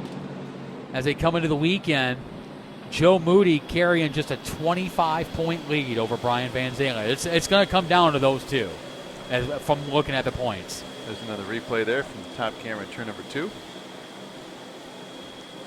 Around she goes. So 17 laps completed, 8 laps to go. Scott Root has led the whole way, the number 15 machine. Root, a former Sportsman track champion from the 2013 campaign, moved him to Superstocks, what, it was a couple years ago. A couple years ago, and has been doing pretty good. Last year, 2018 runner-up in the Engine Pro Superstocks with a pair of feature wins. He's gone winless so far, though. In 2019, he's got 5 top 5. The best finish of a third. I came in opening night, April the 20th, in the second feature. But he's been consistent. 10 top 10 finishes and 14 starts. Currently 6th place in the points. Just outside of... I mean, he's only 7 points back at Tony Davis for 5th. He's certainly going to move up after tonight. Certainly going to move up after tonight, and a win would certainly aid that situation in moving along, as the Berlin safety crew is going to get off the racetrack here right now, and then we should get this one back to a Madhouse restart. We'll see if anybody, now that this one's kind of crunched back together a little bit, no pun intended, we'll see if anybody can do anything with Scotty Root. Or if Alan Davis, now starting in the front row, will have a shot as a result of a restart. We're down with 8 laps to go. It's nice. That's nice that Cody the Cone guy got a shirt. Yeah, he got a gray shirt. He'll blend in nicely when the sun goes down. Yes. All right, here comes the Madhouse restart as Scott Root's got a big... The car's pretty spread out on the racetrack. We'll see if anybody moves out of order here. Not suspecting that, but we'll find out very quickly. I was just going to say, not expecting anyone to make any drastic moves, although Root decides to go to the bottom. Alan Davis goes top side. Joe Moody to the inside. Seth to the high side. And as expected, inside, outside for everybody. Yep. Nobody moved. So 17 laps completed, 8 laps to go. Upcoming after this will be a pair of must-see racing sprint car series presented by Engine Pro Heat Races, followed by that big Engine Pro Fast Car Dash going to be coming up later tonight. That'll be coming up here in just a couple races. You see the sprint cars ready to come out. They've been excited. They've been anxiously waiting down there in the chute. Yeah, they were probably not looking forward to that long delay. White flag. Dick Moore gives him the finger down to turn number 4. 1 more lap to go until we got 8 more laps to settle this one. Can Scotty Root hang on from hard charging everybody behind him? The field's kind of dwindled down a little bit. Alan Davis looking for his first top 5 finish of the 2019 season. He's finished 6th 3 different times amongst his 12 top 10 showings in 2019. Davis would not only love a top 5, he'd love that first career win. And we talked to him today, hoping for a good Orland. Brother not so good. Tonight here's a restart. Looks pretty good. Scotty Root, Alan Davis, the brothers Moody, and Jerry Shepard back under green. And Alan Davis with a good start as they make their way into turns 1 and 2. Davis maintaining the high lane. That black and red number 33. They're side by side. Davis now with the momentum. They make their way into turn number 3. Alan Davis to the lead. They make their way out to number 4, but here comes Scott Root back to the inside. Root battles down to the inside, but Alan Davis gets to the lead. Can he hang it on for 7 more laps? We'll find out. Alan Davis kind of surprisingly jumped to the lead after Root kind of beat him in the last couple restarts. Not so much. Can he keep him back there for another 7 laps? And the brothers Moody are back there, but they haven't moved up like we thought they would. 19 laps completed, 6 laps to go. Alan Davis, your 2018 Rookie of the Year, out in front in search of his first ever feature win. Scott Root in second, and the brothers Moody 3rd and 4th. Well, the brothers Moody almost became brothers a contact back there for 3rd and 4th. Seth Moody had to get the brakes to stop from running into Joe Moody, and Alan Davis is hanging on. 5 more laps over Scotty Root, who now looks down to the inside. Scott Root has regrouped in that black number 15 machine. He'll go after Alan Davis. Meantime, behind them, the battle for 3rd between the brothers Moody. 17-year-old Joe Moody, the black 48. Older brother Seth Moody, the white 48. Joe Moody trying to hang on for the final podium position in 3rd, but Alan Davis with 4 laps to go trying to hold off Scott Root. Wow, Alan Davis, I think maybe that caution flag obviously helped him to cool down or whatever. maybe on the longer runs it will favor someone behind him. Kind of surprisingly, Matt, the brothers Moody not moving up and challenging for the lead like we thought they would. No, matter of fact, they're moving backwards. So the battle for the race lead is going to come down to Alan Davis and Scott Root. Root won himself a couple feature wins last season. Alan Davis in search of his first ever. As the laps continue to wind out, Brian Van Zalen off the top of the racetrack. He gets it back moving forward. Will stay green. 23 in, 2 to go. Scott Root all over the back bumper of Alan Davis. Van Zalen off the pace, so he will park it early, so the troubles continue. What a battle this is going to end up shaping to be up front. Van Zalen will not be a caution car because he'll be able to get off the racetrack. Alan Davis looking for his first feature win, man. I didn't think he could do it based on the performance earlier, but he's going to hang on. Scott Root is right there. He's going to make one more shot at it, 1 and 2. White flag, 1 lap to go, 1 last chance. Alan Davis trying to hold on for his first ever feature win, but here comes 2018 runner-up Scott Root. 1 last chance. They'll make their way into turns 3 and 4. On a turn number 4, checkered flag in the air. First ever feature win for Alan Davis. Wow, finger out the window. He's very, very happy. I talked to him today. I said he couldn't remember his sponsors. I said, okay, I'll make you a deal. If you go to Victory Lane, you can remember him and say him again. Alan Davis, this is going to be a huge win. His brother, heavy crash, major damage. But the Godwin Plumbing Chevrolet, check with the Godwin Plumbing Ford, I think this is. Want to get that right. Fans, let's give it up for Alan Davis, his first feature win ever in the Engine Pro Super Stocks. He's going to be a very happy 33 machine, and nice run for Alan Davis. 2018 Rookie of the Year in the Godwin Plumbing Chevrolet, a perfect circle chassis with bona fide customs engine power underneath the hood. Jerry Lynn Photography, Model A Larry, Endless Carpet, Speed Media, NL Automotive. Some of the sponsors on Davis Family Racing number 33. We mentioned it earlier about calling someone's first ever feature win. That is the case here in the Engine Pro Super Stocks. Your 2018 Rookie of the Year, Alan Davis, his first ever feature win in the Engine Pro Super Stocks. Imagine his dad's going to be down there here momentarily. So nice run for Alan. And the 33 car. Sprint cars are coming up next. We got to get them push started. The Must See Racing sprint cars will be out here momentarily. And he's going to make his way up to Victory Lane. And here he comes up the way. Well, Tyler, it was a good omen. We talked to him today. Said, hey, man, it's about time. You've been racing, working hard. He felt really good about today. He said, I could win any time, probably before the season over. Well, he didn't wait too long. He waited about 3 hours. First feature win in the Engine Pro Super Stocks. Of course, former Sportsman winner, but this one's got to feel good. Oh, you know he's going to be happy as the Davis family makes their way to Victory Lane to join him. Mo as well, Tony as well, nephew Elliot Davis, and Don DeWitt as well. He's backing away slowly. But fans, as he climbs out of the car, first time in a super stock car, give it up for the driver of the number 33 machine, Alan Davis. Hey, Alan, don't break your car. Alan, I'm going to let him take his helmet off and all that, but man, you know he's got to be excited under that helmet. Having a really good last restart. Alan, whew. You know, sometimes people think talking to drivers before the race is a bad idea. Matt talks to you before the race, and here you are in Victory Lane. I called my shot this morning with Matt. We were talking in the pits there. I said, tonight's the night, and I don't know how the heck that happened, but we got it. Oh, my God. Just a wild race indeed, and of course last year was a lot of a learning curve for you going from a sportsman to a super stock, and then having this opportunity. You had a couple good runs this year, just didn't seem like you're going to put it together, and then you get back here to Victory Lane. It really all did was that last restart for you too. Yeah, I knew that with Larry was talking to my spotter saying he's going to take the inside and he's going to take the outside. I'm like, I want the outside, and then the last minute he changed his mind, took the inside. And I knew we had something for him on the outside. It just wasn't sticking in the bottom. Just thank God that's over. Holy crap. Do you have anything left for the... There you go. Look at that. Look at that race winner sticker. It's got to feel good to have that on there, doesn't it? It does. It's been a big monkey on my back. I know that without my brother being out there, we had a lot better chance of winning because he's probably the top guy out here right now. So it's nice to beat him, but I didn't want to beat him that way. I didn't want to win this way, but we'll take it. It's a win right now. Who do you want to thank for this first ever victory there, Alan?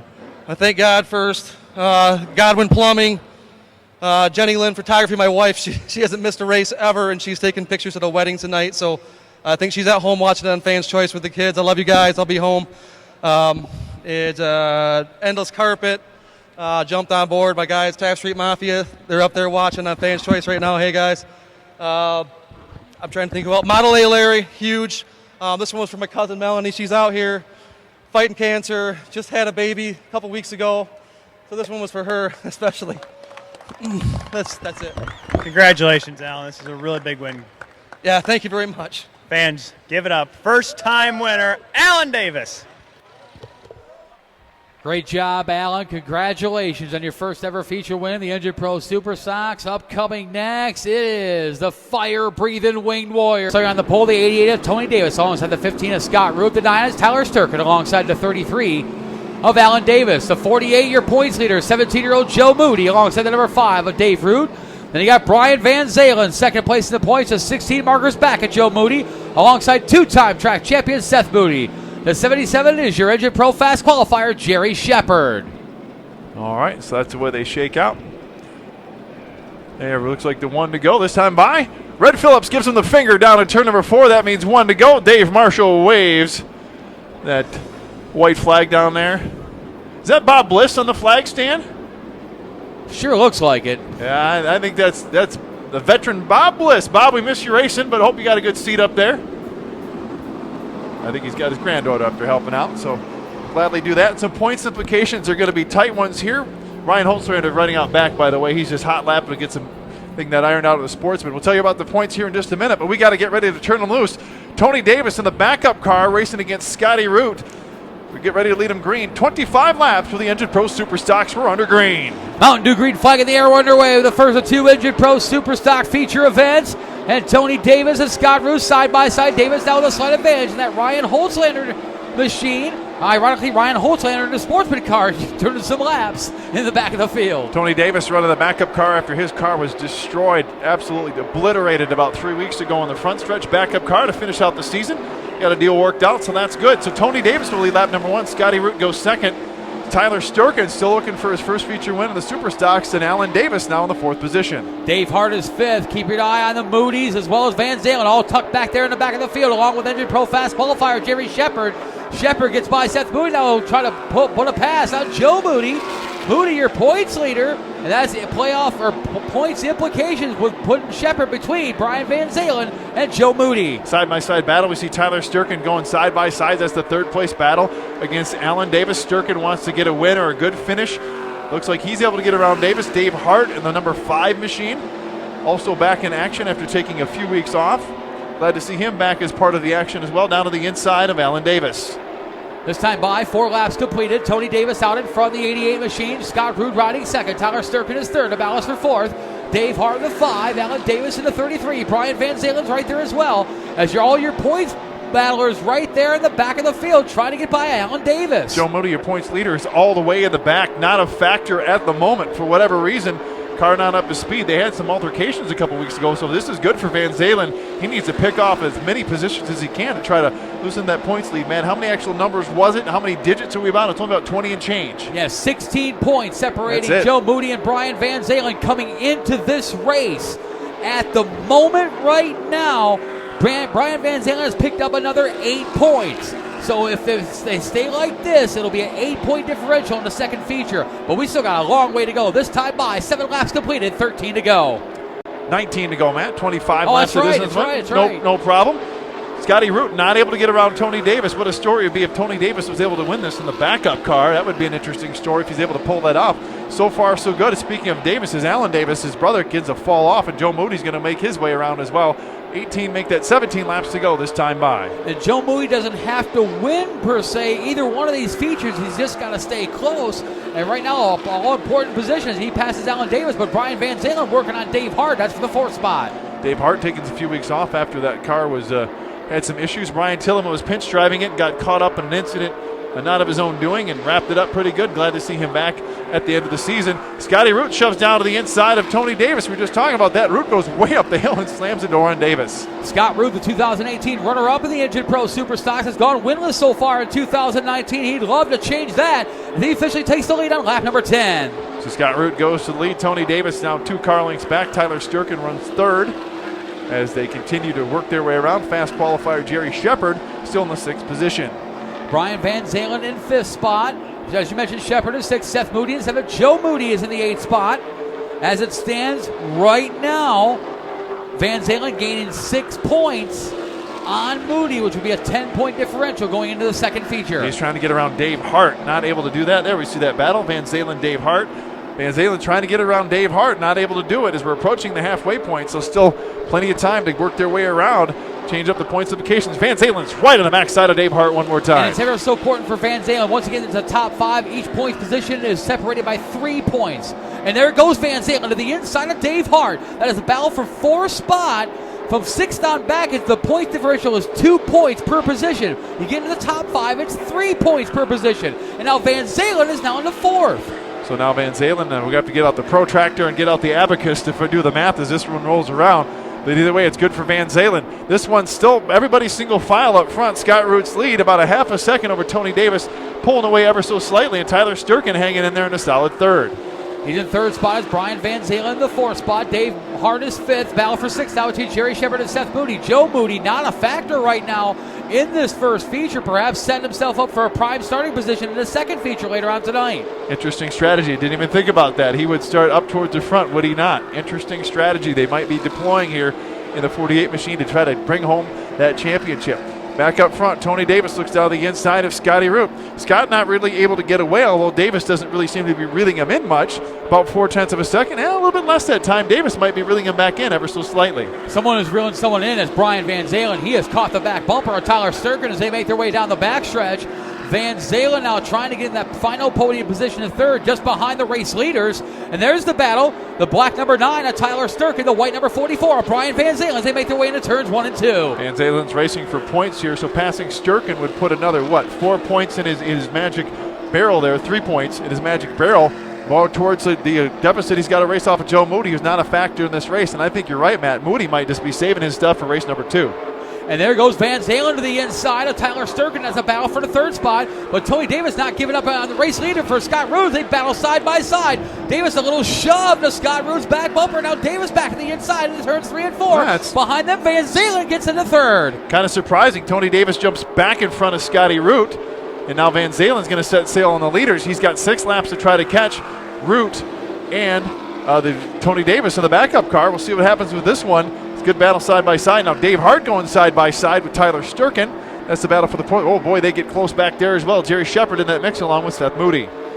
Tyler Sturkin on the high side is trying to hold off Dave Hart. Seth Moody trying to get to the inside of Engine Pro Fast qualifier Jerry Shepard. If the race ends right now, Brian Van Zalen is only 4 points behind Joe Moody going into the final feature. Wow. 4 laps to go this time by for Tony Davis, who's now lead continues up now. It's about 0.5 of a second, half a second over Scotty Root, and Van Zalen's catching them all. We may run out of time. Getting a little racy back there. We see Jerry Shepard, Seth Moody, and Tyler Sturkin going at it. That's for a top 5 position. Well, there's a battle going to brew for 2nd spot. Coming out of turn number 4, Scott Root is 2nd, but here comes Brian Van Zalen, the 44 machine. If Van Zalen makes this pass, he will be 1 point behind Joe Moody going into the final feature. Completely doable. You got to wonder if the Van Zalen crew is doing that kind of heavy-duty math or not. They may or may not know. Either way, Brian Van Zalen's going for it. 2 laps to go. Tony Davis continues to lead. Van Zalen's going to have to make the battle for 2nd. We'll see if he can able to do it. Now look down the inside of Scotty Root one more time and not able to do it. White flag next time by. Tony Davis looking to put Ryan Holzlander Superstock in the Lane Automotive victory lane. He'll see the white flag this time. 1 lap to go. Keep your eye on the battle for 2nd spot. Scott Root is 2nd. Brian Van Zalen trying to make the pass. If he does, he'll only be a point out of the points lead going into the final race later tonight. Well, he's trying to go up top of the hill. No, Root's car is too good, at least for this race. Tony Davis in the backup car, the Ryan Holzlander car. I think this may be the first time this car has ever gone to victory lane. We'll find that out in a minute. Scotty Root 2nd. 3rd place belongs to Brian Van Zalen, Dave Hart, and Seth Moody. Going into the final feature for the Engine Pro Superstocks later tonight, Brian Van Zalen is just 4 points back of Joe Moody to decide the track championship of the Engine Pro Superstocks. But as for your feature winner in race number 1, he is a 2-time track champion here at Berlin Raceway, won in the Superstocks in 2015, once in the Sportsman in 2012. The Performance Plumbing Chevrolet, a Port City race car chassis with Varney's Automotive Power underneath the hood of that Davis Family Racing entry. Model A Larry also the sponsor on the side of that number 88 machine. Ryan Holzlander Superstock. He is running here this evening in his car, as we mentioned about a month or so back, was completely destroyed in that number 88 machine. And Davis will go to victory lane for the third time in 2019. He's going to stop right here in the front stretch. Nice run for Tony after having some really bad issues, bad luck a few weeks ago. Able to get the backup ride here and make his way down to victory lane as we see the Budweiser Super Late Models making their way on the track right now. So here comes Davis. His kids last night having a great run in the championship. Son Elliot Davis picking up the championship, which is kind of cool. So nice job for the Davis family in the backup car. He's going to make his way down to Berlin Raceway victory lane as we get that nice sunset. Nice. Should remind everybody while we're getting here, if you need something to warm up with as the sun goes down, the Berlin Speed Shop selling all sorts of merchandise, including hats, sweatshirts, t-shirts, all that good stuff. If you need to warm up, coffee and warm beverages available in the concession stand. Down to victory lane, Tony Davis in the duct tape number 88 backup car takes it to victory lane. And Tyler, I don't know for sure. You could ask Ryan if this car has ever been to victory lane. I don't know. I don't think so, but we'll find out now. If you heard Denny Holtzlander, he had to give one. It is a Holtzlander car, so he had to give the scream for the Holtzlander car. But Tony Davis with the lovely little name sticker on top there. I'm sure Tony designed that himself. But picks up the win, his third of the season. Don said he thinks Tim Horvath did that, the one that designs all the cars. But a great win. Denny gave a little words of encouragement to Tony Davis.